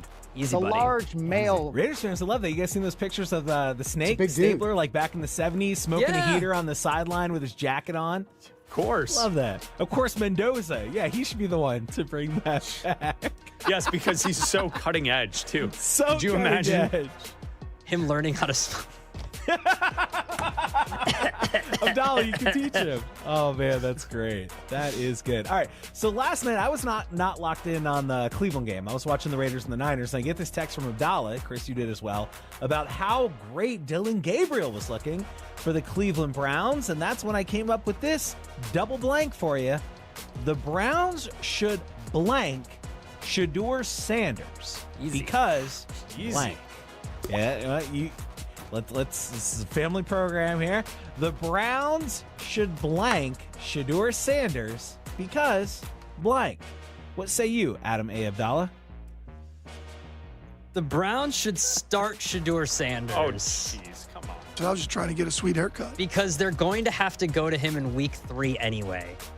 Because Deshaun Watson is going to lose the first 2 games. You can't start him at home. He's going to get booed relentlessly. He's going to get booed off the field. You're going to have Shedeur's going to have to play in the second half of that game if he doesn't start. He won't get booed off the field. He's going to get booed off the field. He may fight back to the fans. He's not going to get booed off the field. He's going to get booed off the field. He might do something to get suspended Someone because he is goes going, after someone a is fan. going to throw something at him. Well, let's listen. Someone could throw something at him right now They on the could. streets of Cleveland. They could. But you might as well trying to get a sweet haircut. After what we saw from Gabriel yesterday, I would just start Sanders and go right to Gabriel when Sanders doesn't play well. Boy. Big community guy, big city guy, big fan guy. And he Sean can Watson, he big can guess fan what? guy. You can go sit with the fans. Big fan. He's Go a big fan guy. Go man. sit with them then. Okay, before I answer, can I ask something? Can I stop this for a second? Can I ask a question? Time out. What have you heard or seen or read at all in this offseason to lead you to believe that Shedeur Sanders can start in the NFL? I'm not saying he can't. Don't say anything about Watson failing and the fans being upset about Watson. What have you seen? Nothing. But what have you read about Deshaun Watson that leads you to believe that he can start? His coach says that he's the starter. Okay. Oh, so just because his coach said he's the starter, he's the starter? That's kind of how it works. Wait, do I sound like Cookie Monster? Yeah, you do. Right, Raj? Did They're that sound going like at he it just again, went to a Cookie folks. Monster S voice? is for starter, and starters are for me. That's what it sounded like. I didn't know I sounded like the Cookie Monster. They both All right. suck. Who cares? Start Gabriel for all I care. I feel so bad for Cleveland fans to put in perspective. It's not like Watson just got there. This is like year 5 or something. Oh, yeah. Of the They're sick Deshaun of it. Watson. They want him gone. Think whatever your Okay. favorite team is of your worst quarterback experience, and imagine that. Like for me, imagine if the Russell Wilson thing lasted for 5 years. For you guys, Yeah, like but Russell Trubisky Wilson or something. Yeah, was Yes. 5 but Russell years. Wilson wasn't a creep. Yeah, true. yeah. I'm just talking Like, about on there's the a field. difference. A phony. Yeah. Yeah, He's there's a phony. there's a difference. Not a creep. Yeah, you're Russell- right. Like Russell Wilson You're is right. at least a stand-up guy. There's no redeeming quality about Deshaun Like- Watson. Like not at Watson, all. He just like didn't play well. Watson is a bad guy on and and a off jerk. the field. And like, a jerk. But now he's a Big community guy, big city guy, big fan guy. he's a big fan guy Like now, at though. least with Watson, you're like, all right, he might be bad at football, but at least like, okay, like he's a fine guy. Like I don't care for him on the field, but at least off the field, he's a charitable guy. It seems like a nice guy. But Watson, everything about him just makes your skin crawl. Okay, let me answer the question for Raj. Thank you. The fill in the blank, the double blank. Double blanks. The Browns should release Shedeur Sanders because he can't play. That's the double blank. I'll go released, can't play as my answers for this question because I don't know where Abdalla's getting this idea that like he now all of a sudden I'm can be the getting starter. it from the coach who said he closed the gap. Close the gap. Everything Close the we've gap. heard or seen in this offseason is that he is not a starting quarterback I'm in the hearing NFL. it from the coach. Dillon Gabriel should get a chance. I'm hearing it from If the he coach. could be the backup, You got Deshaun, you so go Bleck, you're saying Gabriel, and then start next year you Watson. drop the quarterback. Gabriel's the backup. You just cut Shedeur. Cut You think Shedeur, anybody and picks guess him what? up? You think Yeah. anybody picks him up? No. Does he have any eligibility left? No, he goes back. Yeah, he goes back to the Buffs. And he goes Nobody's back wearing to, that number. to Coach Prime. They retired it. Nobody's wearing it. It's still there. They retired number 2. Speaking of, how's Colorado looking for this upcoming season? Any good? Anyone I talking am about the not Buffs? very optimistic, Chris. You guys think you're down on your college programs? I am not feeling so good about Steve for this season. All right, guys.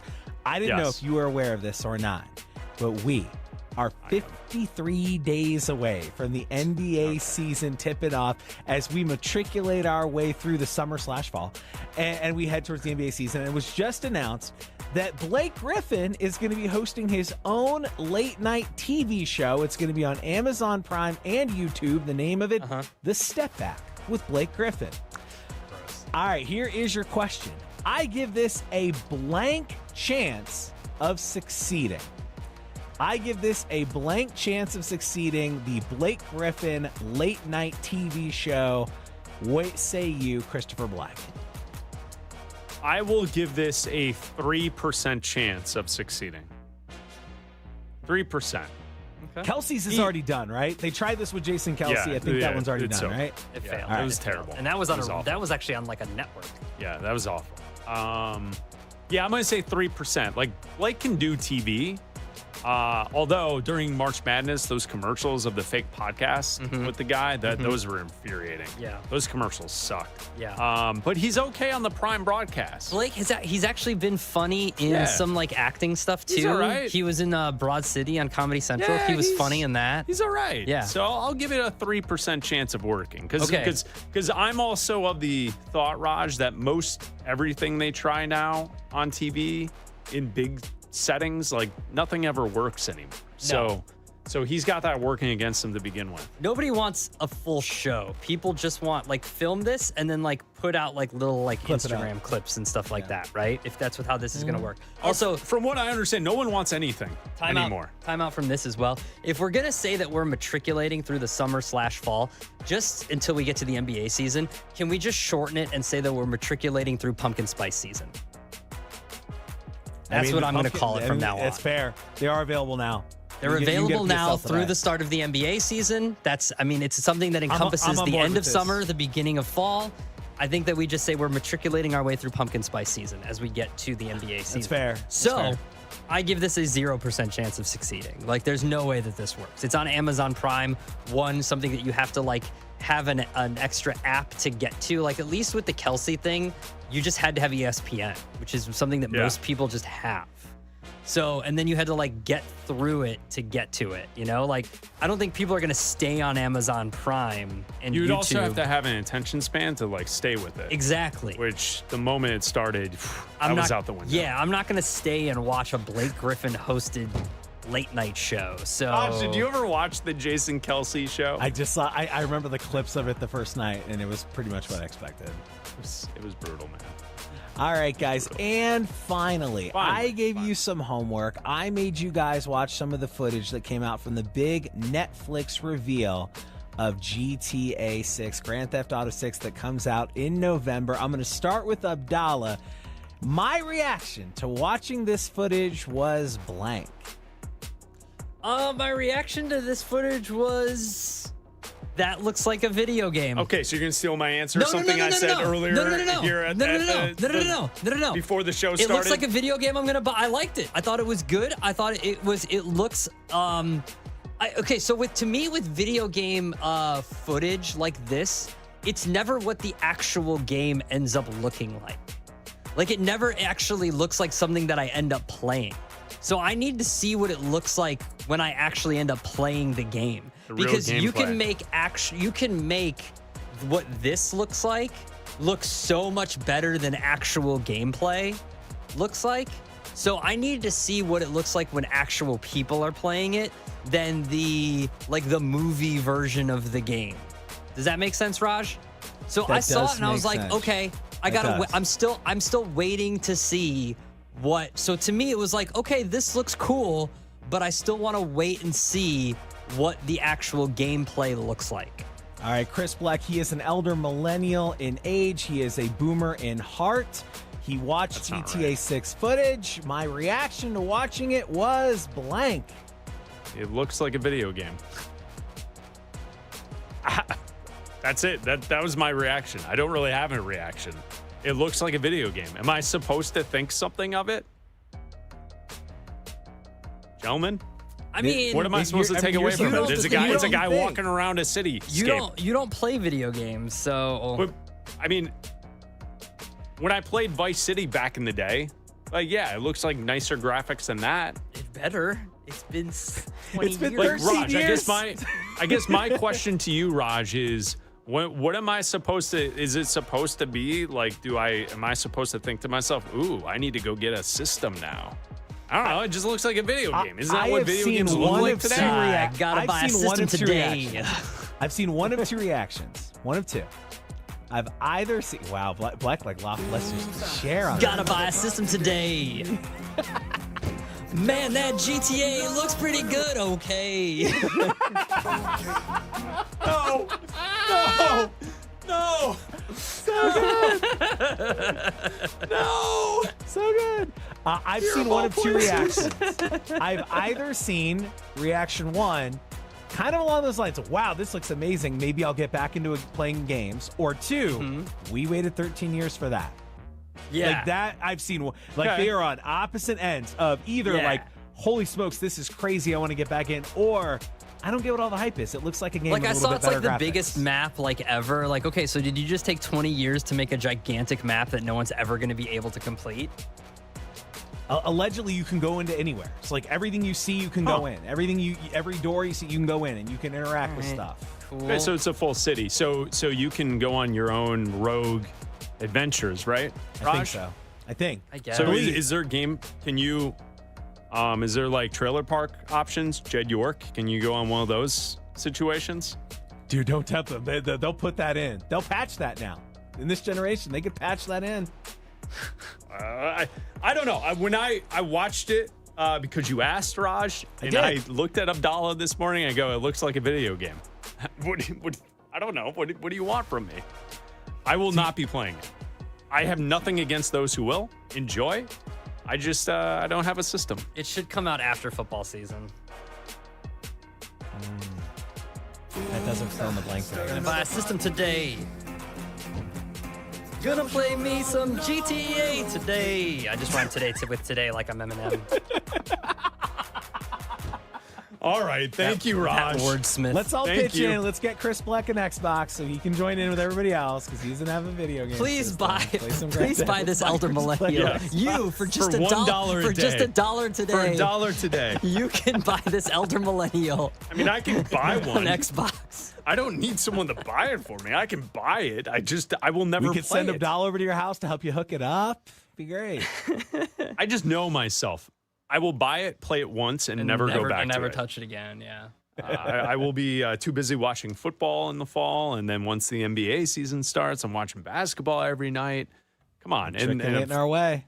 Yeah, through pumpkin spice season, and into the front court. That's what we're doing. 53 days away. Thank you, Raj. Appreciate it. Thanks, Fill in the fellas. blank. Bleck and Abdalla, sponsored by Progressive Insurance. Save on commercial auto insurance from Progressive. Get a fast quote at progressivecommercial.com. How about this? There was one player who got the perks of being a 49er without ever actually stepping foot on the football field. We'll explain that story to you coming up next. College football is back this weekend. Headlined by Bill Belichick in North Carolina facing TCU. And we've got the game live from Dublin, Ireland. So grab a Guinness and listen on the Westwood One Sports app. TCU, Carolina, Saturday at noon Eastern. Westwood One Sports.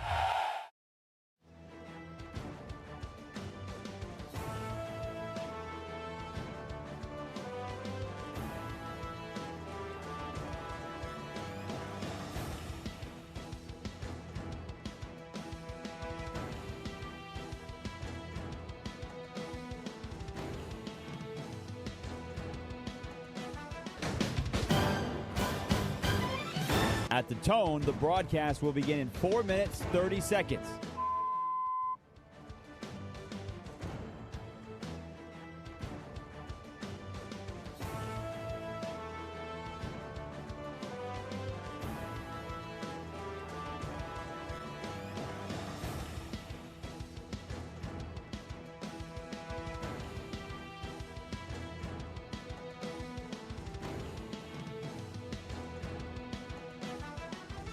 At the tone, the broadcast will begin in 4 minutes.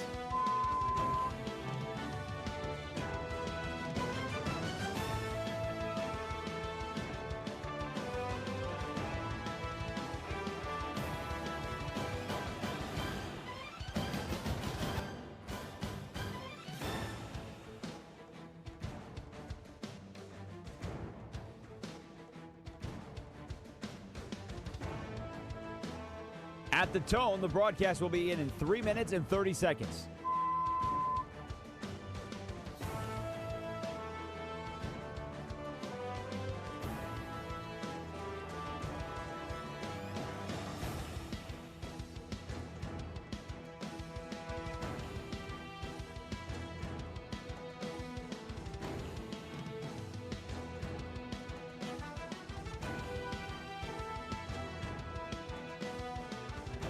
At the tone, the broadcast will begin in 3 minutes.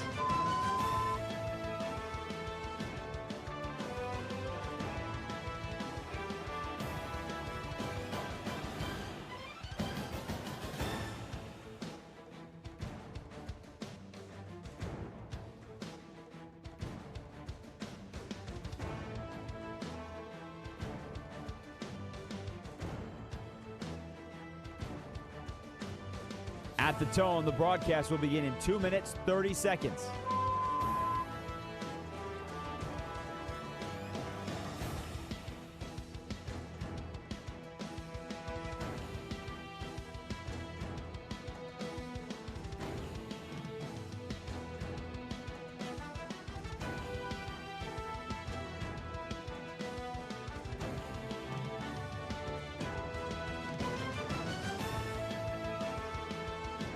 At the tone, the broadcast will begin in 2 minutes.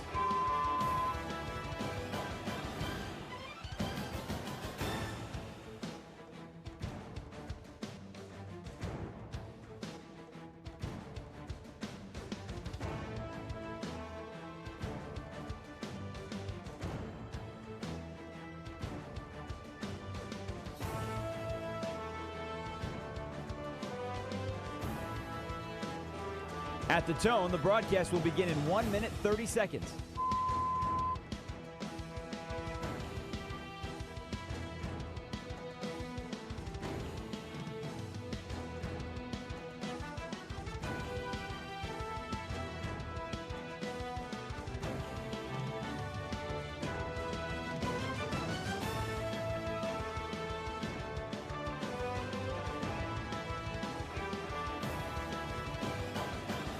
At the tone, the broadcast will begin in 1 minute.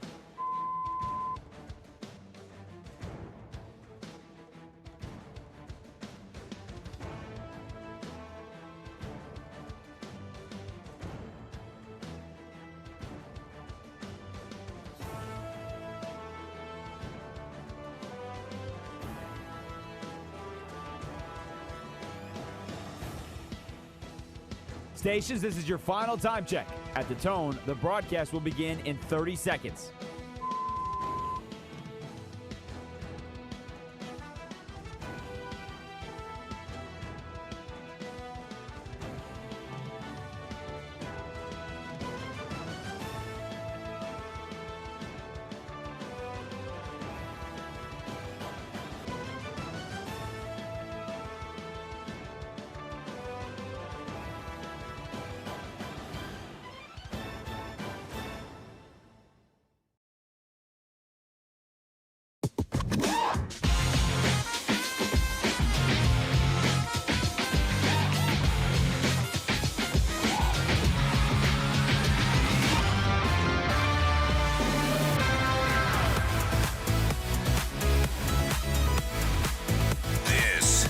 Bleck and Abdalla on Westwood One Sports. Here's Chris Bleck and Adam Abdalla. So there's a story out of the Bay Area today. If we go to Kron 4 News in the Bay Area, there's a man that created profiles on dating apps posing as a wealthy San Francisco 49ers football player to defraud numerous women out of $1.3 million, federal prosecutors have said. It was 26 different women that he was having relationships with, claiming that he was a football player waiting to get his game checks. So they needed to send him money. And he, on his profile, has all these like weird workout videos with him in a not in uniform, but in a San Francisco 49ers helmet. Yeah. So like he's on the beach wearing like swim trunks, running routes on the beach while wearing his 49ers helmet. As one is most football players do, right? And of the 26 women, no one thought of the idea of like, oh, if he plays for the 49ers, I wonder where he's at on Sundays. or maybe I should just go to the 49ers site and see his player profile. Nope.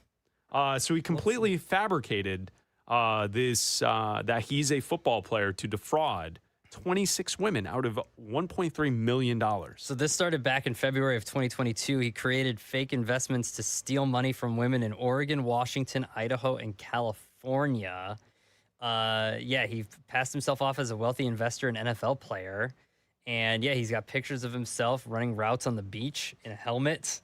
Him working Which I've out never seen, by the way. I've never seen an NFL player on the beach running routes in their helmet. Well, listen, Aaron Donald just went back to the Rams facility because he wanted to feel like what it was like to wear a helmet again. Isn't this the same thing? No, I don't think it is the same thing. I don't think so at all. But like what? Like, all right, I got to go to practice. He just doesn't respond. Meanwhile, he has all these pictures of like Lamborghinis and all this like really expensive stuff, which I'm sure none of it is his, right? It's all fake. Well, isn't this like when people think that they're messaging with like celebrities, like, oh, I'm messaging with Channing Tatum. Yeah, Channing Tatum needs me to send him money. Yeah, it's like, why would he need you to send him money? Why does C-Tates need money from you? Yeah, no. So that story's going around today.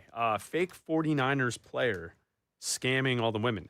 It was not said in the story whether or not the electrical substation got him. Oh, it got the women. Well, but at his fake practices, it never said whether or not he had ligament issues or tendon issues with the substation. To make the story more realistic, he should have. He should have said, I got my knee. I'm dealing with an injury here. It's Bleck Abdalla here on Westwood One Sports and the Westwood One Sports app. We will talk about the Raiders. Should Mendoza start? We'll talk about it next. This is Westwood One Sports.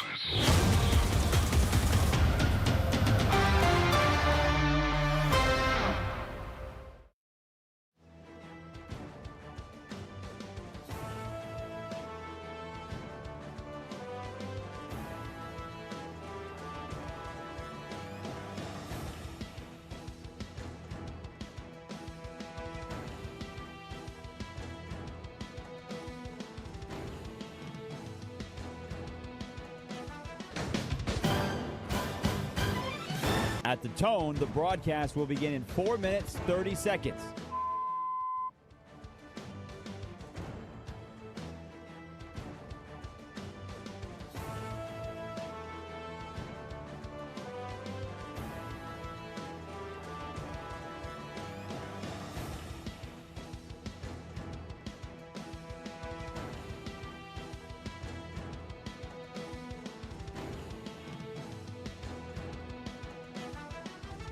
At the tone, the broadcast will begin in 4 minutes.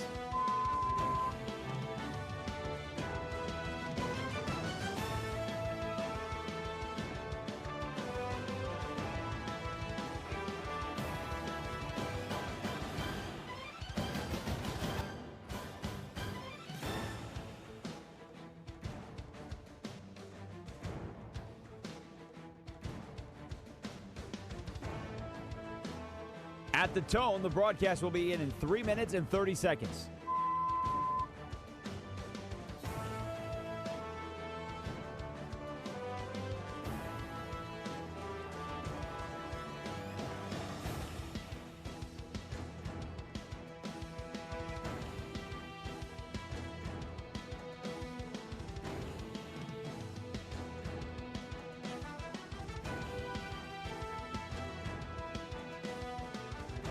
At the tone, the broadcast will begin in 3 minutes.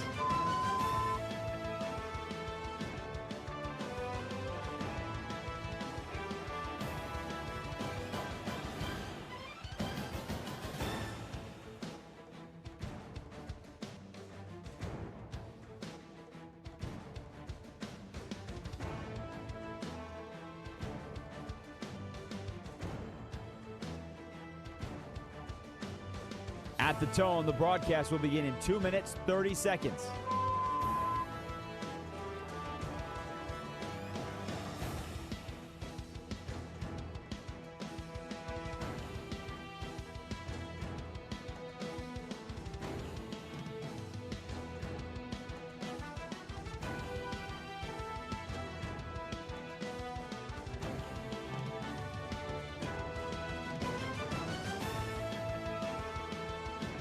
At the tone, the broadcast will begin in 2 minutes.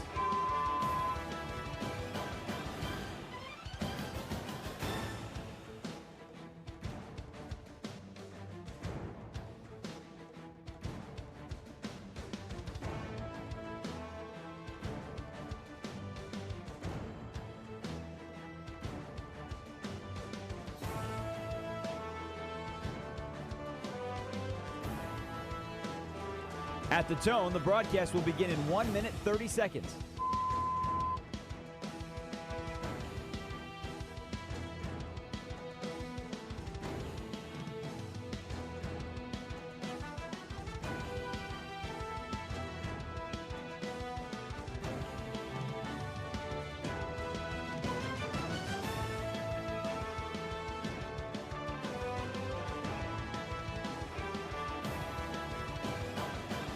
At the tone, the broadcast will begin in 1 minute.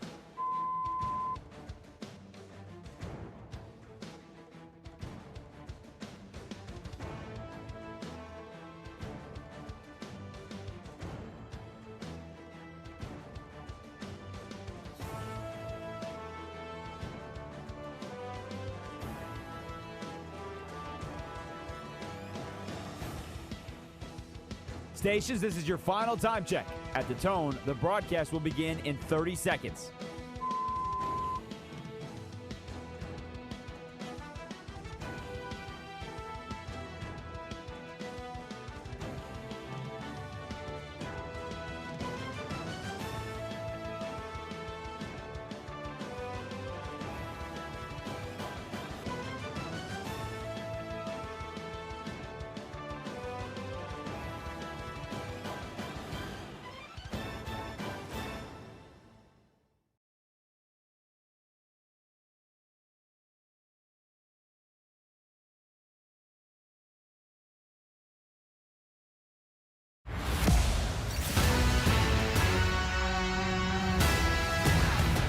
This is Bleck and Abdalla on Westwood One Sports.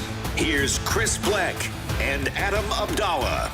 That's right, Bleck and Abdalla here on Westwood One Sports and the Westwood One Sports app. A part of the conversation we've been having here on the show today with the Raiders and their quarterback situation. Last night, Fernando Mendoza did not look good. He actually hasn't looked good since the first preseason game. With that said, I don't see a reason to why the Raiders should not start the number one pick overall in the NFL draft to start this season. To me, it's more of the long-term play that you get by developing a quarterback and allowing them to, have some bumps along the way at the start of a season. The idea for the Raiders this year is not to win games. The over-under win total on DraftKings right now, 5.5 wins for the Raiders this upcoming season. So the Raiders, the idea here is to change the culture. Clint Kubiak changed the culture, and by the end of this season, have some momentum for year 2 with Mendoza. So when you get to camp next year, you're that frisky, up-and-coming team that everyone's looking at as a possible surprise team in the AFC, surprise team in the AFC West. That should be the goal for the Las Vegas Raiders. So, Abdalla, as we get started here this hour, I understand Mendoza did not look good last night. With that said, I don't think there's any benefit in starting Kirk Cousins for the season just to let him go 3-4 games, and the Raiders are not going to win either. Anyway, they're going to be bad no matter what. So you might as well start the rookie quarterback. The problem is he continues to look worse and worse, and he continues to look scared by opposing defenses, and not even starting defenses. Like, this was the 49ers backups, and he was playing with some of the Raiders starters yesterday. It wasn't all starters, but he was playing with some of the starters after Cousins left after playing the first drive or so. And out of all of the quarterbacks that have played so far in the preseason, he's taken the most hits out of all of them. He's got the second highest hit rates. He is 55th in EPA out of all the qualifying quarterbacks, 63 qualifying quarterbacks so far this preseason. He is 45th in yards per attempt. He is 55th in net yards per attempt, 52nd in completion rate, 51st in passer rating. And if you took his negative 0.36 EPA per attempt and you put it in the regular season last year, that would put him with J.J. McCarthy, Shedeur Sanders, and Dylan Gabriel, who we all think can't play. And listen, I'm not saying sit him for the entire season. That's not what I'm saying. They can still be your frisky team next season in 2027. Drake May sat for a month, and then he played. He sat for a month, he watched, he played, and then next year, the Patriots were in the Super Bowl. I'm not saying the Raiders are going to go to the Super Bowl in 2027. They're not ready for that. They're not built for that. But there's nothing wrong. And yeah, I'm changing my mind based on what I've seen, because after I saw the first game, he looked okay. Yeah. He looked fine. And then he looked bad. And yesterday, he looked even worse.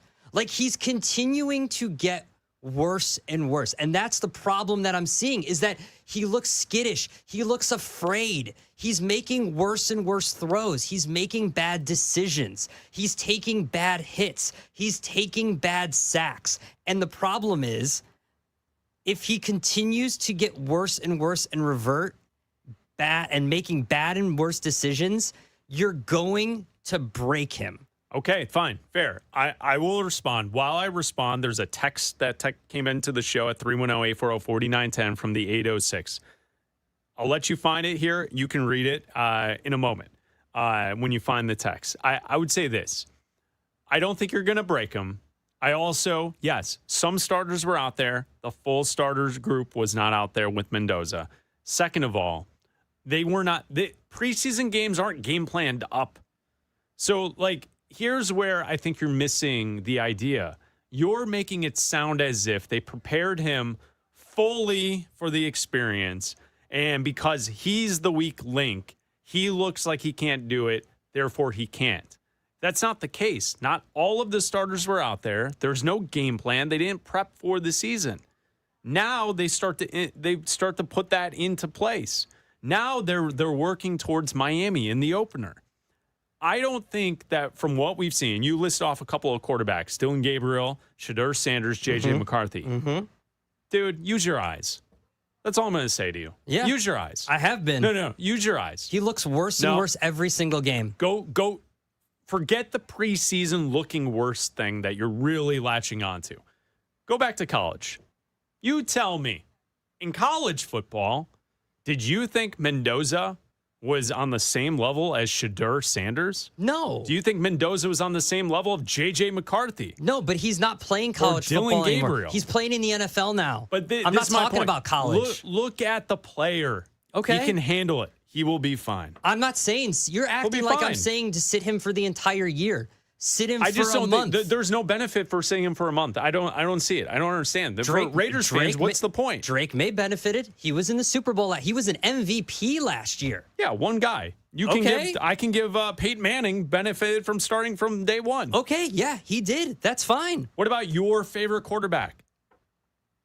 Caleb Williams? Would you have preferred for the Chicago Bears to sit Caleb Williams for a month for no reason at all? No, but Caleb Williams didn't look like this in the preseason. I mean, he's looked bad. He has looked bad at times.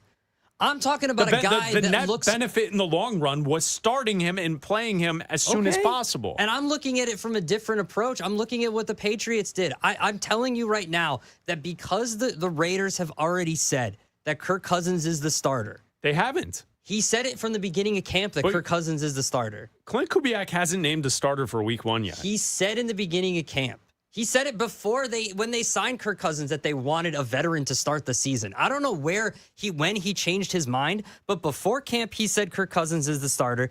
But he said he wanted a veteran to start the season. He said in an ideal world, they want a veteran to start the season. I don't know when he changed his mind. And from the last 2 games that I've seen of Fernando Mendoza, you've given me all the more reason to say, kid, you're sitting for a month. Okay? And reading the text from the 806. Yeah, let's hear it. Here's what it says. You can always text the show, 310-840-4910. You can also call at that same number. Go ahead. What are you talking about? Skittish? First off, that throw should have been caught. First of all, I don't care if it was Justin Jefferson catch the receiver was in there. That ball would not have been caught. I don't know what game you were watching. Oh no, it was in the wide receiver's radius. No, it wasn't. That ball was that wide receiver would have gotten killed. Sure. Second, what is skittish?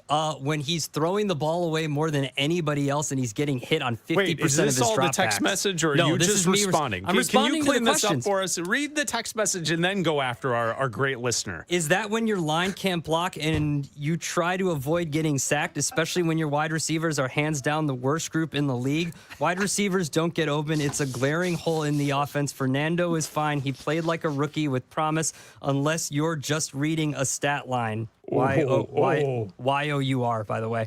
Count how many drop balls that ended drives when Mendoza was driving. Every game, there's been a few. Okay, I'll say that I watched the game and I watched the Mendoza drives, and when you're throwing the ball away more than any other quarterback because guys are rushing you because you can't avoid the rush because you've all of a sudden forgotten how to run. Where was the running that I saw in week 1? Shout out to our great listener in the 806. Where was the ability to escape the pocket and create and be a rushing quarterback from week 1? Where was the ability to avoid the sacks like I saw in week 1? Where was the ability to progress the ball down the field? He's had the same amount of time to throw that he did in week 1. He's had one of the most times to throw of all of the quarterbacks in the preseason. And yet he's official stat. I'm reading it right now from Warren Sharp. I went through all the numbers with you. Okay. All right. Yet he's playing. Go after Mr. 806. Don't go after me. He's the one calling you out for calling him skittish. Yet he's playing like one of the worst quarterbacks in the preseason. Sit him for a few games. That's it. Because if he continues to get worse and worse week to week like he has been, you're going to turn him into Zach Wilson. You're going to. You're going to break him, and he's going to be Zach Wilson. He was already talked about as a guy who was taken number 1 overall just because he was there. And if he would have been in the draft the year before, Cam Ward would have gone before him. And if he was in the draft before that, he would have been after Caleb Williams. He would have been after Drake May. He would have been after Penix. He would have been after McCarthy. He would have been after Bo Nix. He would have been after all these guys. So just because he was there, he got picked first overall. Sit him for a month. Why. Because he was just there. There were no other options, nothing there, just because he's there. When you need a quarterback, you need a quarterback. I, for one, appreciate our great listeners here on the Bleck Abdalla Show. You can always call or text the show at 310-840-4910. That's where we find Bert in Baltimore. You're on with Bleck Abdalla. What's up, Bert? What's up, boys? First time, long time. First off, Abdalla, your freestyling skills are extremely underrated. That Pat McAfee mix you made earlier was money. Thank you, Bert. Yes, sir. Question for Bleck. Yes. Do you believe that the front office should name the starting lineup for any professional franchise or the head coach? Because unless you believe the front office should name the starters, there is no way in the world a first-time head coach, whether you're talking about sweet haircut man in Cleveland or Clint Kubiak, can address. You said so I was just you trying don't to get a see sweet any haircut. reason why or what the benefit would be of going with Kirk Cousins, and the benefit is he gives them the best chance to win. You can't address the other 53 players in the team and say, hey, we're not going to be good this year. There's no point in going with Kirk Cousins. We're just going to work on year 2. Okay, Bert, I'll answer your questions. Thank you for the phone call. Call again, my man. Yeah, we appreciate it. I'd say this. Yes, Bert makes a great point. The head coach and the GM, they should be in lockstep, right? I think what works in the favor for my argument is that the Raiders have a new coaching staff. So, yes, Bert's right. The objective of the coach is to win. Mm-hmm. And the coach, to answer the first question from Bert, the coach should decide who plays. Hands down. I do feel as if a head coach in a situation where he's the new guy taking over a team in the first year, his interest of the long-term development of the team should outweigh the immediacy of having to get a win in week 1 or 2 or 3 or else. Mm-hmm. Clint Kubiak has a runway. The Raiders will not be good this year. And I don't think the Raiders are expecting to be good this year. They need to improve. They need to change the culture. Mm-hmm. They need to develop their quarterback. So, Bert asked a great question. It was a great phone call. I would say coaches get to decide who plays. But in this scenario, or of any scenario where it's a new head coach with the GM, like ideally you want the health of the organization long term to be set up. So like I see Bert's point, like the GM should not be dictating who's starting. With that said, with a rookie quarterback who's taken number 1 overall, I mean, essentially Clint Kubiak's success as a head coach in the National Football League is going to be tied to the success of Fernando Mendoza being a starter and being very good one day. That's it. Like why rush it?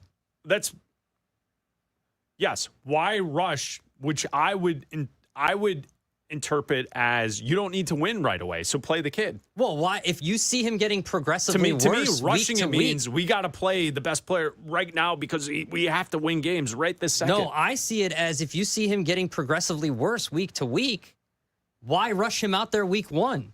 And to shout out to Bert, because he mentioned it. So Abdalla was freestyling. We were talking about, what were we talking about? Xbox and the GTA game, We were talking about GTA 6. And then you know. You needing a console. I don't have a gaming system. I just don't. But you, for some reason, McAfee came up in his hot album that was released. And you were freestyling over the McAfee. Yeah. So, gotta buy a system today. Gonna need to play GTA 6 anyway, or something like that. I don't remember exactly. Yeah, it wasn't. It's never as good the second time. It's never as good. I think I rhymed today with today. Never as good. Eminem does. But we tried. Bert, we tried for you. We appreciate your phone call. To answer Bert's question, I think it depends on the situation, right? Like you said, I don't think the front office is saying to Kubiak, you got to start. I don't think the front office is saying to him, you have to start Cousins, you have to start Mendoza. I do think he did mention our favorite head coach with the sweet haircut, Todd Monken. Yes. There might be a situation there where we're paying Deshaun Watson $80 million. We got to see what he has, right? Like there might be a situation where ownership is going, I don't care if it's for a game, if it's for 2 games, if it's for 3 games. He starts until we know for sure, because we got to just see whatever it is until we can't see it anymore, because we have to. And then after this year, he's done, because we're paying him an insane amount of money this year.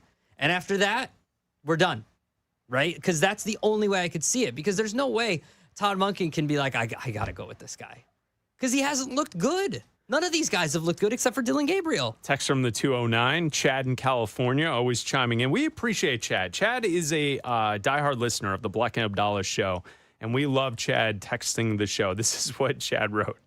The 806 guy went fishing for a big tuna and caught a shark. I didn't know it was Shark Week, Chad.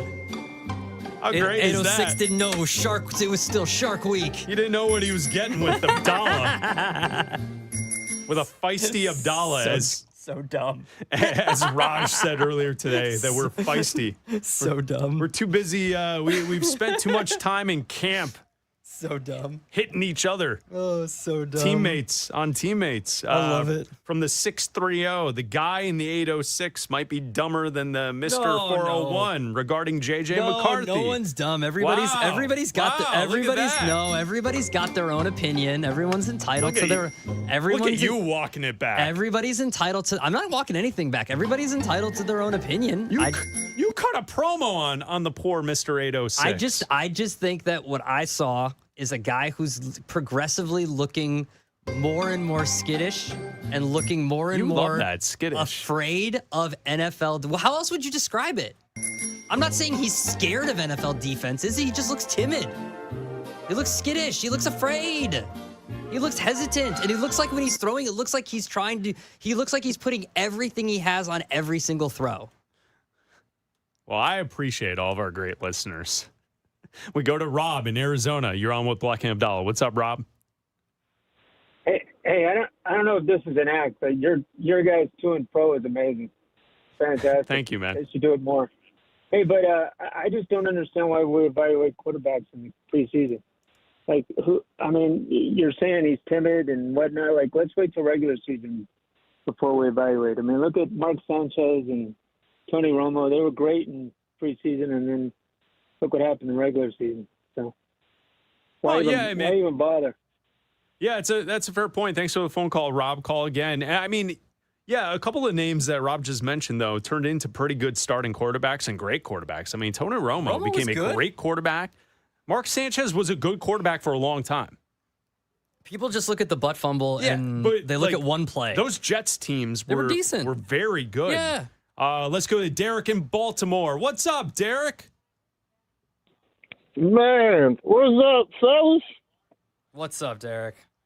Hey, I know I normally text, but I'm off today. So for one, let me correct y'all.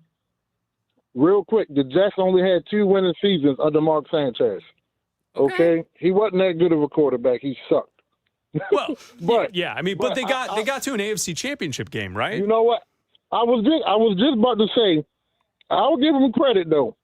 But here's what I mean. Listen, Mendoza has to start right away. Listen, we all know what Kirk Cousins is. Do not put the rookie in a bad situation like most teams. If Kirk Cousins starts, at best you're going what? 2-4, 2-5. Then you put the rookie in? No. Now you're putting the rookie in a lose-lose situation. Listen, you get better at being an NFL quarterback by doing one thing. You have to play. You can be on the sideline. You can learn a playbook front to back. It means nothing if you cannot implement it on the field. I'm going to give you guys an example. If you have a teenage kid, 16, 17, you can teach them how to drive in the passenger seat. They're not going to know it until they actually get in the driver's seat and drive. Yeah. Play the kid. Let him take his lumps. Everyone wants to say, this quarterback sat. Here's the difference in Green Bay when Rodgers sat. Rodgers sat for 3 years because Brett Favre was still playing at an elite level, and he was still taking Green Bay to the playoffs. Aaron Rodgers was not drafted to start in 2005. Kirk Cousins is not leading the Raiders anywhere. Mendoza is right now. You guys just said it. The coach, his success is tied to Mendoza. That coach doesn't have 2 and 3 years to wait because these teams aren't giving you that much time anymore. Start Mendoza. Do it like the Peyton Manning. Started from day one. Justin Herbert started from day one. Dak Prescott started from day one. Let the kids start, man. Derek, great call. Call again sometime, all right, my man? We'll always see your texts as well. Thank you, Derek. There he is, Derek in Baltimore, hanging out with Bleck Abdalla, and you can call and text like Derek at 310-840-4910. What if Arch Manning doesn't leave Texas and enter the NFL draft next season? We'll talk about that coming up next. Football is back and something big is coming. On September 2nd, DraftKings Game Day arrives. New DraftKings customers sign up with code B&A26 and spend $5 to get $200 in rewards within 21 days. That includes all markets. That's code B&A26 for Bleck and Abdalla 26. In partnership with DraftKings, the crown is yours. Bet with DK Sportsbook. Gambling problem? Call 1-800-GAMBLER. 1-800-MY-RESET. Connecticut. Call 888-789-7777. Visit ccpg.org on behalf of Boot Hill Casino in Kansas. Bet tax pass-through may apply in Illinois. 21 plus, void in Canada. Event contract trading with DraftKings predictions involve risk of loss. Availability varies. Predictions offer void in New York. Bet to get bonus bets that expire in 7 days. Trade to get predictions dollars that expire in 1 year. $50 in rewards issued every 7 days via click to claim for 21 days. One non-withdrawable reward redeemable. Terms at dkng.co/offer. Limited time offer. Nationwide based on sportsbook predictions and free-to-play sports contest availability. Varies by state. The NFL season kicks off in less than 2 weeks with a Super Bowl rematch between the Seahawks and Patriots. Then the Rams and 49ers go in the NFL's first regular season game from Australia. And you can listen to both on your home for the NFL. Westwood One Sports.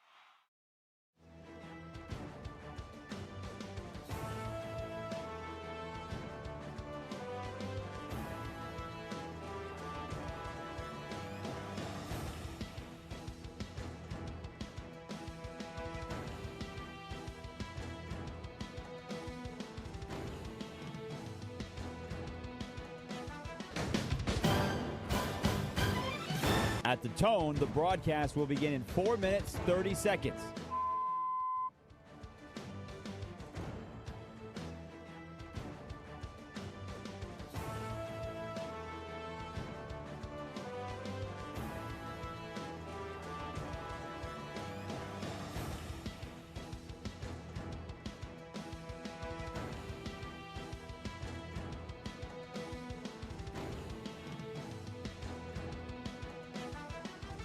At the tone, the broadcast will begin in 4 minutes.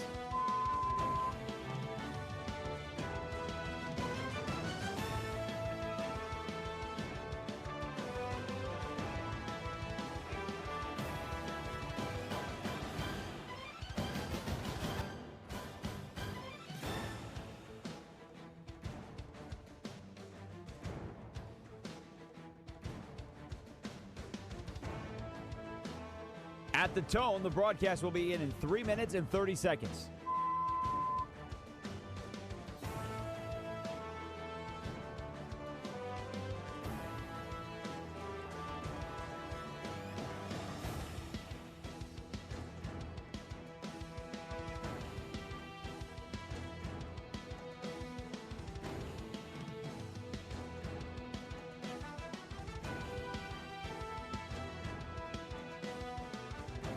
At the tone, the broadcast will begin in 3 minutes.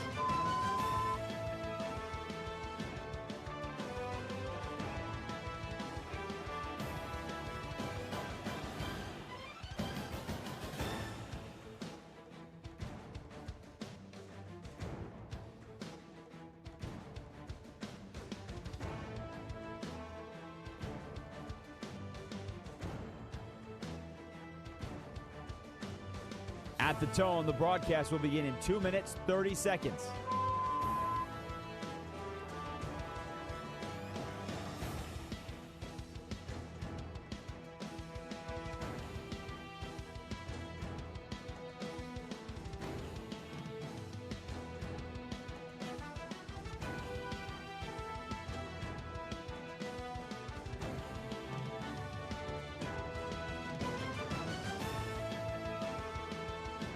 At the tone, the broadcast will begin in 2 minutes.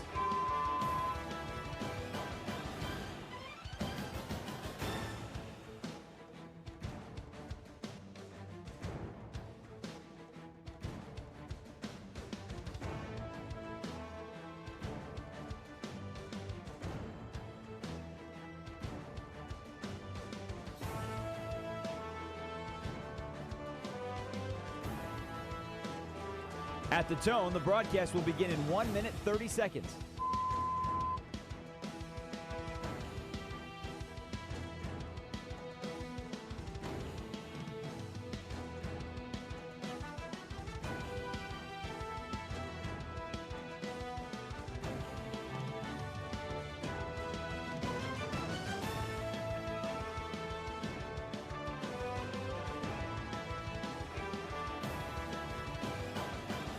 At the tone, the broadcast will begin in 1 minute.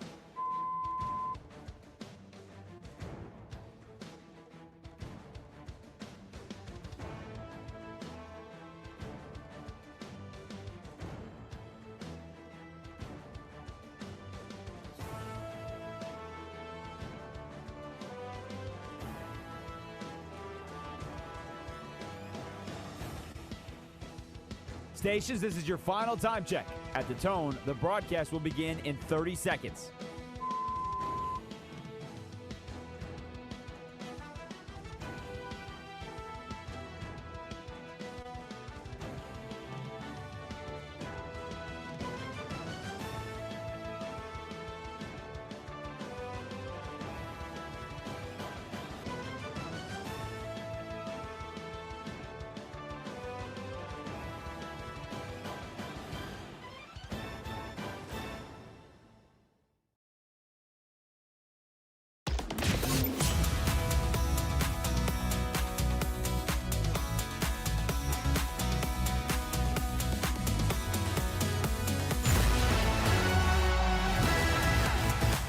This is Bleck and Abdalla on Westwood One Sports.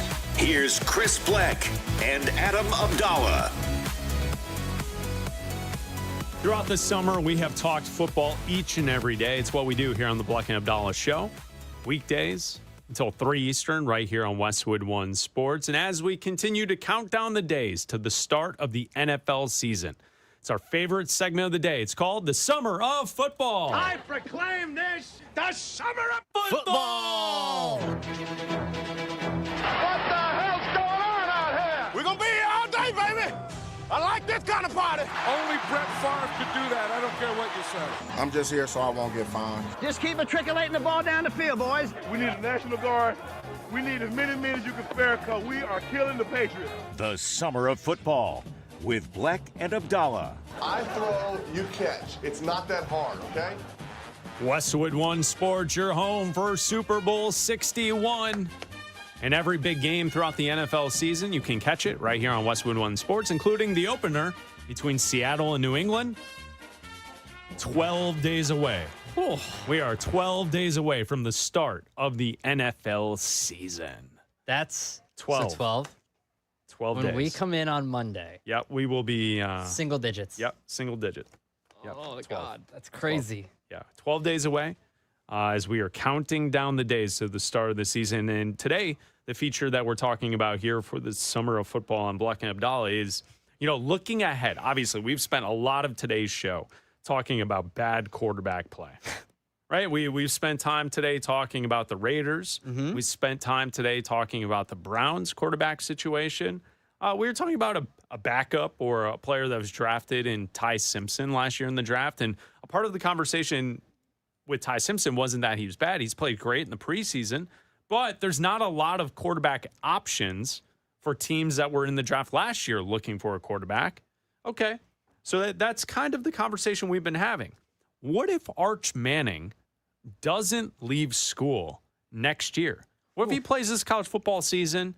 Texas has a great year. Sark gets them to the championship game. What if they win it? What if Arch follows what others in his family have done and gone? What if he goes back to school? This idea came up the other day because Todd McShay was on Ryan Russillo's podcast, and he floated this idea. Take a listen. Let's back off this expectation that he's the number one overall pick and he's the guy and this is Texas's year. Because I got more news for you. I don't even know that the Mannings are looking at this as like the swan song at Texas. There's a long history of Manning sticking around that extra year that people didn't think they're going to stick around until they're right and they feel like they're ready. And I won't be surprised at all if he's in the 2028 draft. How about that? Todd McShay this week on the Ryan Russillo podcast on Barstool saying that he wouldn't be surprised if Arch Manning stuck around for an extra season at Texas. Wow. And then enters the 2028 class. You and I have spent a lot of time talking about teams that need quarterbacks and how they're looking at this upcoming season as a wash and that they'll just draft a quarterback. And if they're bad enough, Miami, if they're bad enough, Cleveland, if they're bad enough, they can then take Arch Manning with the number one pick and boom, they're ready to go. They're ready to rock and roll. Yeah, and I think that's the way everybody's kind of assumed it was going to go. And looking at, this class of quarterbacks, everybody has been talking about this class of quarterbacks with Dante Moore and Arch Manning as this historic class. And now we started to see, we just talked about a mock draft the other day from ESPN that didn't have Arch Manning as the number one quarterback. We've seen a couple mock drafts that every other mock draft I've seen has Arch Manning as number one. And Arch Manning is in a unique situation because every time we talk about these quarterbacks coming out with NIL, and the conversation is, well, they could go back because, now with NIL money, they can still make a bunch of money. It's like, well, okay, listen. The money that you get as a number one pick or number two pick, as a number three pick, anything in the first round is not comparable to the money you get as in NIL. It's in the amount of money you get as a first round pick is insane money. You're talking $30 million guaranteed, $40 million. Like we talked about Jeremiah Love is the highest paid running back in the NFL this year because of where he was drafted by the Cardinals. So don't tell me about guys staying in a year, except Arch Manning. He's a Manning. Doesn't need money. The dude's got generational wealth because he's a Manning, because of his grandfather, because of his uncles, because of all this. Like, I don't know his family. I mean, like, just because your uncle is wealthy doesn't mean that you're wealthy. The dude will never need for money ever in his entire life. Yeah, I mean, listen, he is a football royalty family. He doesn't need money. He doesn't need money. My point is, your uncles are well off doesn't necessarily mean you get that money. The point is, that's not how that works. He doesn't need money. If he wants to go back to school for a year, he has the one dad that didn't. The point is that if he doesn't need the money. Was Cooper in some of the Aflac Duck commercials? I think so. He's got Aflac Duck money. Yeah, he's got the money. He's got some money. Okay, all right. Don't act like Dad wasn't passing around the money. No, okay? I'm not trying to say that he's some down on his luck kid. He clearly football royalty. That's what I'm saying. Manning, of course, but it's not Peyton's kid. No. It's not Eli's kid. No, it's not. But my point is, like, Speaking of, have you seen the clips of Peyton's kid out there in high school? Was he good? Dude, when he drops back and he rolls out of the pocket, he looks identical to Peyton.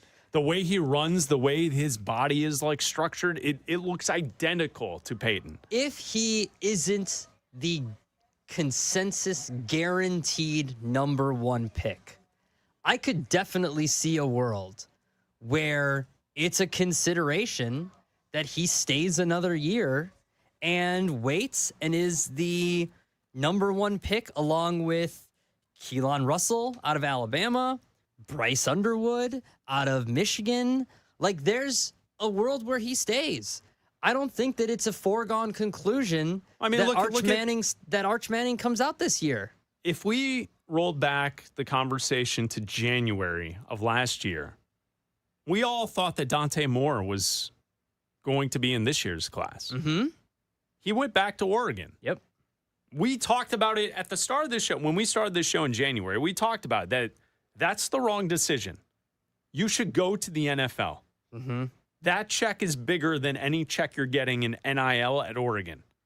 The only thing that could happen is you have a bad season and you turn what was supposed to be a top 10 pick into like what Matt Barkley did when he was at USC and he went back for his senior year and it didn't go quite the same. And then his draft stock fell and, he became a backup around the league for a while. But there was a brief moment in time when Matt Barkley at USC was like the next it guy. Yeah. He was going to be the number one pick. Mm-hmm. And that fell apart because he didn't play well in college his final year.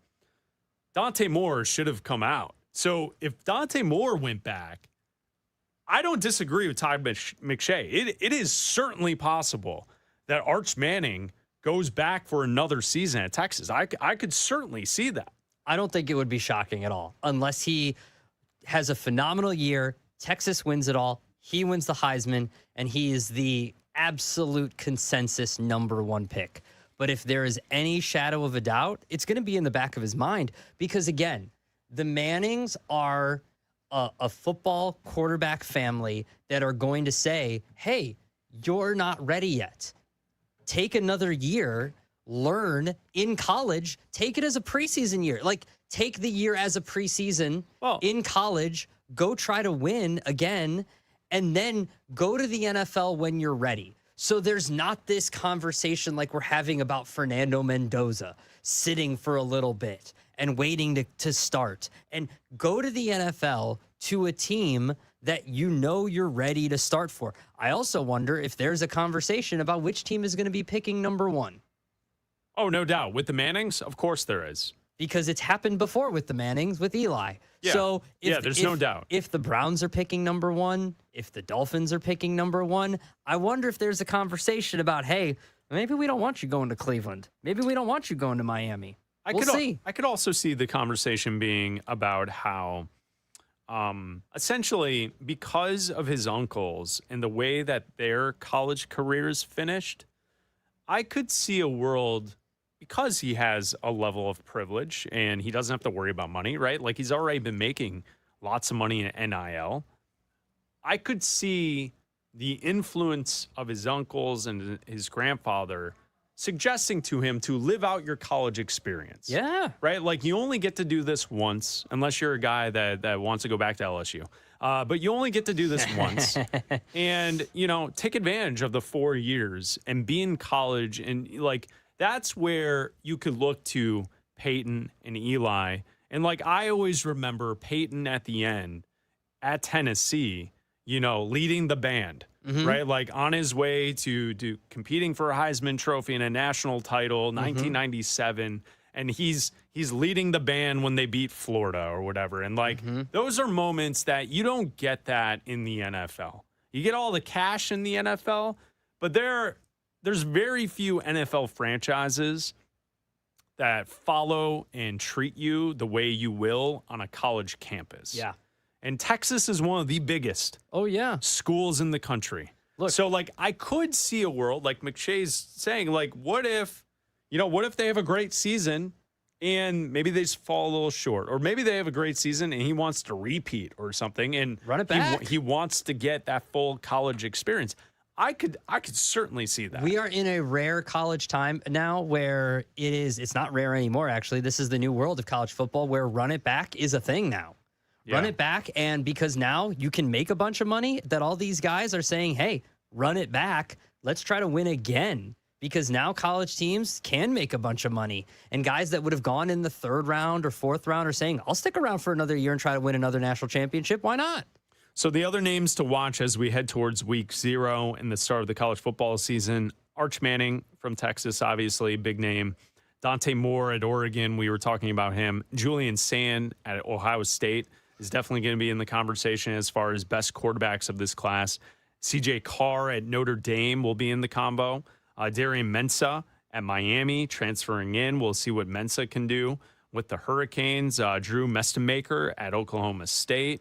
Someone who's had a lot of hype, but hasn't necessarily lived up to it. If we were having this conversation 2 years ago, Lenore Sellers at South Carolina was supposed to be that next guy. Yeah. He seems to have fallen back a little in this class, but again, that's why they play the games. Yep. If Lenore Sellers goes out for South Carolina this year and looks great, he could certainly be a guy in the conversation for a first-round selection as quarterback. Jaden Maeva from USC in the combo, Trinidad Chambliss, Sam Levitt, Josh Hoover. There's a lot of quarterback names and a lot of guys who are returning to the spots that they were at last season. So the quarterback play in college football, especially at the top of the board, the top 5 teams, they all have legit quarterbacks who are returning. So it'll be cool to watch. And who knows what happens with Arch Manning, but I thought that piece of audio from Todd McShay was pretty interesting. And there you go. That's your summer of football today. Abdalla, we are 12 days away from the start of the NFL season. So close. 12 days. Almost single digits. We are at week 0 in college football. It starts up tomorrow. North Carolina plays tomorrow. Will this be Bill Belichick's last season with the Tar Heels? We'll tell you next. College football is back tomorrow. Headlined by Bill Belichick in North Carolina facing TCU. And we've got the game live from Dublin, Ireland. So grab a Guinness and listen on the Westwood One Sports app. TCU, Carolina, tomorrow at noon Eastern. Westwood One Sports.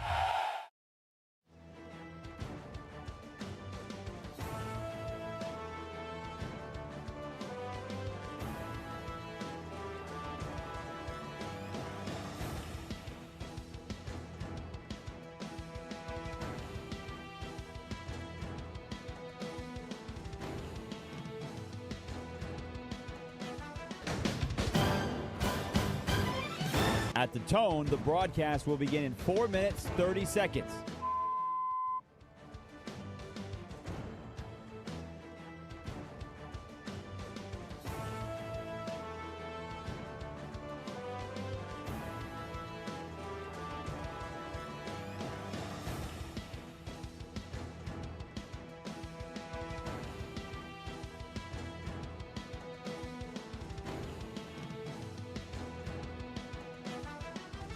At the tone, the broadcast will begin in 4 minutes.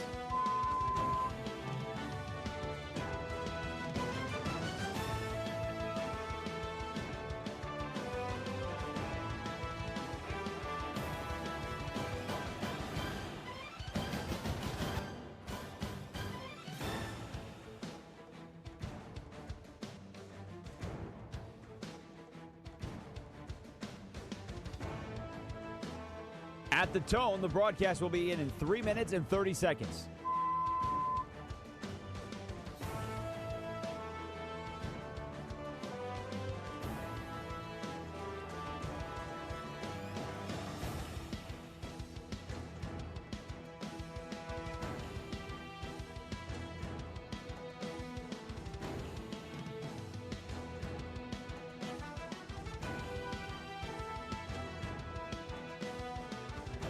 At the tone, the broadcast will begin in 3 minutes.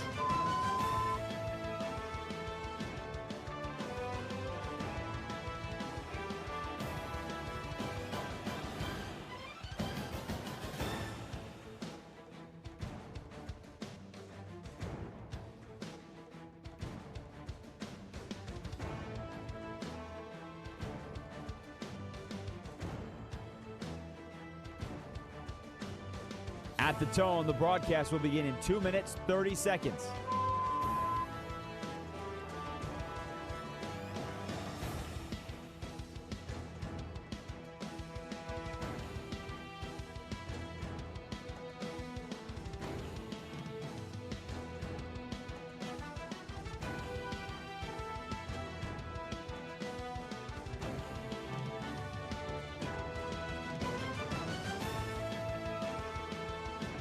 At the tone, the broadcast will begin in 2 minutes.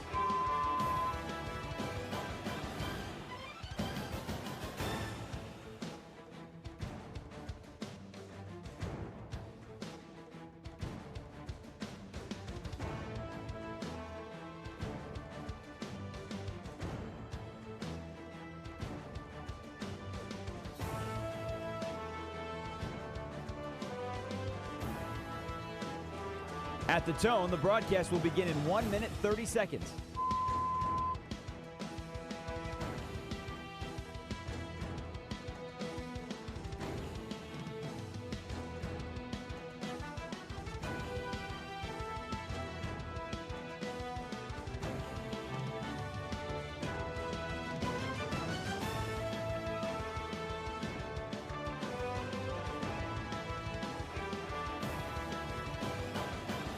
At the tone, the broadcast will begin in 1 minute.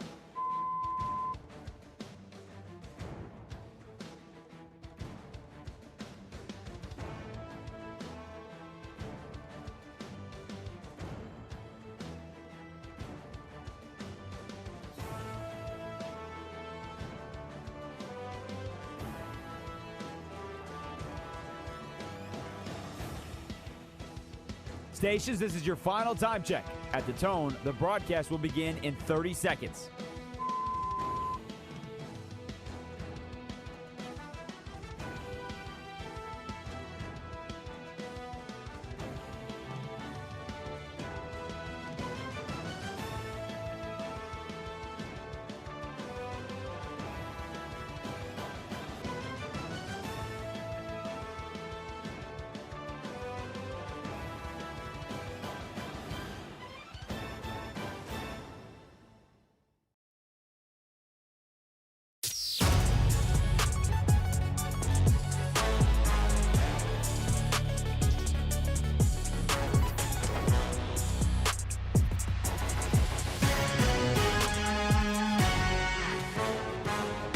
This is Bleck and Abdalla on Westwood One Sports. Here's Chris Bleck and Adam Abdalla. If you missed any portion of today's show, maybe Abdalla yelling at me about Fernando Mendoza or yelling at different texters over his thoughts on Mendoza today, you can check out the podcast on Apple and on Spotify. You can also always watch the show on YouTube. The live stream is up every day. Bleck and Abdalla Show. Like and subscribe to the channel. If you like and subscribe to it, it will alert you when we go live in the morning to start the show here in Chicago and noon Eastern each and every day right here on Westwood One Sports. Thank you to Raj and Roy for producing. Jim Rome and the Jim Rome Show is coming up in 13 minutes right here on Westwood One Sports. Before we get to the Week 0 conversation, we have a text at the text line at 310-840-4910 from the 850. Here's the text. I'm new to finding the show, and now I listen every day. I travel for work, and I found a way to stream the show no matter where I'm driving. shout out to the both of y'all for such an entertaining show. From Jeff. Shout out to Jeff. Shout out to How you, about Jeff. that from Jeff? Thank you. And yes, you can always listen to the show. You can stream us through the Westwood One Sports app. You can listen to us on SiriusXM channel 375. Tons of affiliates all over the country carry the Bleck and Abdalla show. And also, you can always watch or listen to the show on our YouTube channel. Bleck and Abdalla show. The live stream is up there every single day. I also think you can listen to the show through Odyssey. So if you have the Odyssey app, you can listen to the Bleck and Abdalla show as well. So shout out to Jeff. Thank you, Jeff, for always listening to the show and participating with us throughout the day. Tomorrow, week 0, which the FBS committee has announced that week 0 will no longer exist next year. Did you see that? Yeah. Essentially, college football is starting with week 1. There's no more week 0. Everyone is starting on the same weekend. And I guess next year, it will be this weekend next year will be the start date for college football. Wow. And I won't So it's like a week before Labor Day weekend. Yeah, and the NFL will probably try to start a week earlier, and then college football will try to start a week earlier, and then the NFL will try to start a week earlier. And You know what's going to happen? One day we will hand the Larry O'Brien trophy to an NBA team, and then the NBA draft will be the next week, and then free agency will start in the NBA. LeBron will still be deciding. Yeah, we'll still have to wait for LeBron. LeBron will still be deciding. We'll have to wait for LeBron. He'll still be deciding, and college football will be starting. Yeah, well, that's fine. It'll be like I've got no problem July with that. 7th. That's fine. And college football will start. No more summer football. That's fine. So it'll be like 4 days. As we count down the days till the summer of Here football, we go. Day number 3. 4. Here's so week another 0 list.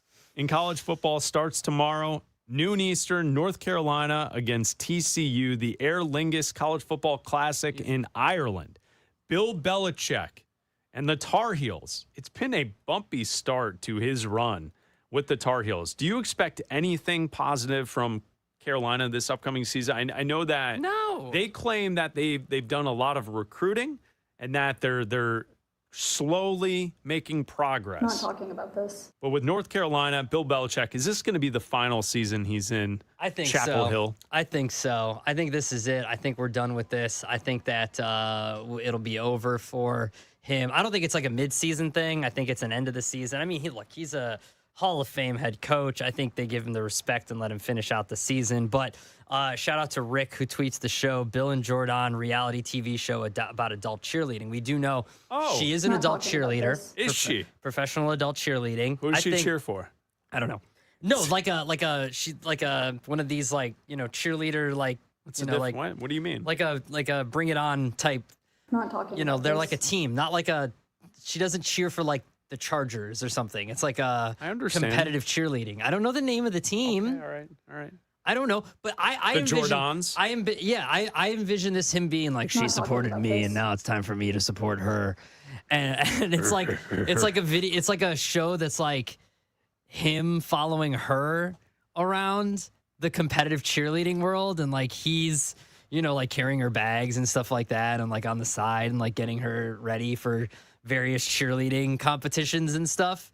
And like that I would watch that. Yeah, I mean, I get it. Absolutely. So we got week 0 tomorrow. We were watching some NFL football last night, the preseason. Teams will cut down to the 53 as well. Now it's time for your NHTSA play of the day. Whether you get pulled over or get into a crash, drinking and driving will change your whole world. Drive sober or get pulled over, paid for by NHTSA. Let's take a listen to Ty Simpson touchdown pass last night. Chargers bring the house. Simpson has to get away. Across his body, end zone, and is caught. Brennan Presley on the run for the touchdown. So there you go. Ty Simpson probably had the best preseason of any player in the NFL, gets the touchdown, so he's been fantastic for the Rams. And that's your NHTSA play of the day. Whether you get pulled over or get into a crash, drinking and driving will change your whole world. Drive sober or get pulled over, paid for by NHTSA. So we got a lot of preseason action this weekend. The other games in week 0 in the NFL, Abdalla, that caught my eye. Obviously, I'm a USC fan, so USC playing in week 0 is a little strange, but when you cancel a legendary relationship and rivalry with Notre Dame, it's back on in a couple of years. Yeah, I guess. It should have never gone away. Yeah. If a rivalry can withstand through world wars, you should continue the rivalry. I'm sorry that Lincoln Riley was scared because his team's now a Big Ten team and the schedule's tougher. So he didn't want an additional tough opponent on the schedule. So USC gets San Jose State. Can't wait. 3 Eastern, NBC tomorrow. SC's a favorite by like 38.5 points. ESPN at 3:30 Eastern will have North Carolina State and Virginia. Another team to kind of keep your eye on early season. It should be a blowout for their first game, but we'll see how the season kind of starts off. Would be Florida State. 7 Eastern on the CW. Florida State takes on New Mexico State. And Florida State's a favorite by like 31.5 as well. So some of the college action tomorrow. Yeah, that should be. I mean, obviously the most interesting one is TCU, North Carolina. TCU only a 9.5 point favorite. And that should be the most interesting game of the day, I would think, because obviously Belichick is involved, TCU, a decent team as well. So that should be a good game to watch. And I think for that. And then I think Stanford and Hawaii should be a good game as well. Stanford only a 4-point favorite. So that should be at least an entertaining game to watch, being a close spread as that is too. So that should be a fun one to watch. That's the one that's on the ACC network at 7 o'clock Eastern. I'm just hoping tomorrow that I don't get an upset alert notification to my phone. You're not get an upset alert from San Jose State. I'm just saying, man, like, put it on. Get out of here. Put them on it. Give me a nice week 0 win, like You're 63. Not getting a San Jose State upset alert. Can I get like a 63 to like 6? You'll be Can I get one of those? Like, don't even let them cross half midfield. Just a couple of field goals. That's it. Don't even let them into the end zone. USC and San Jose State. That's what I want. I want to. If you're gonna not play Notre Dame, you might as well beat these schools by like 50. You'll be fine. It's Bleck Abdalla. Have a great weekend. Jim Rome and the Jim Rome Show is coming up next right here on Westwood One Sports. This is Westwood One Sports.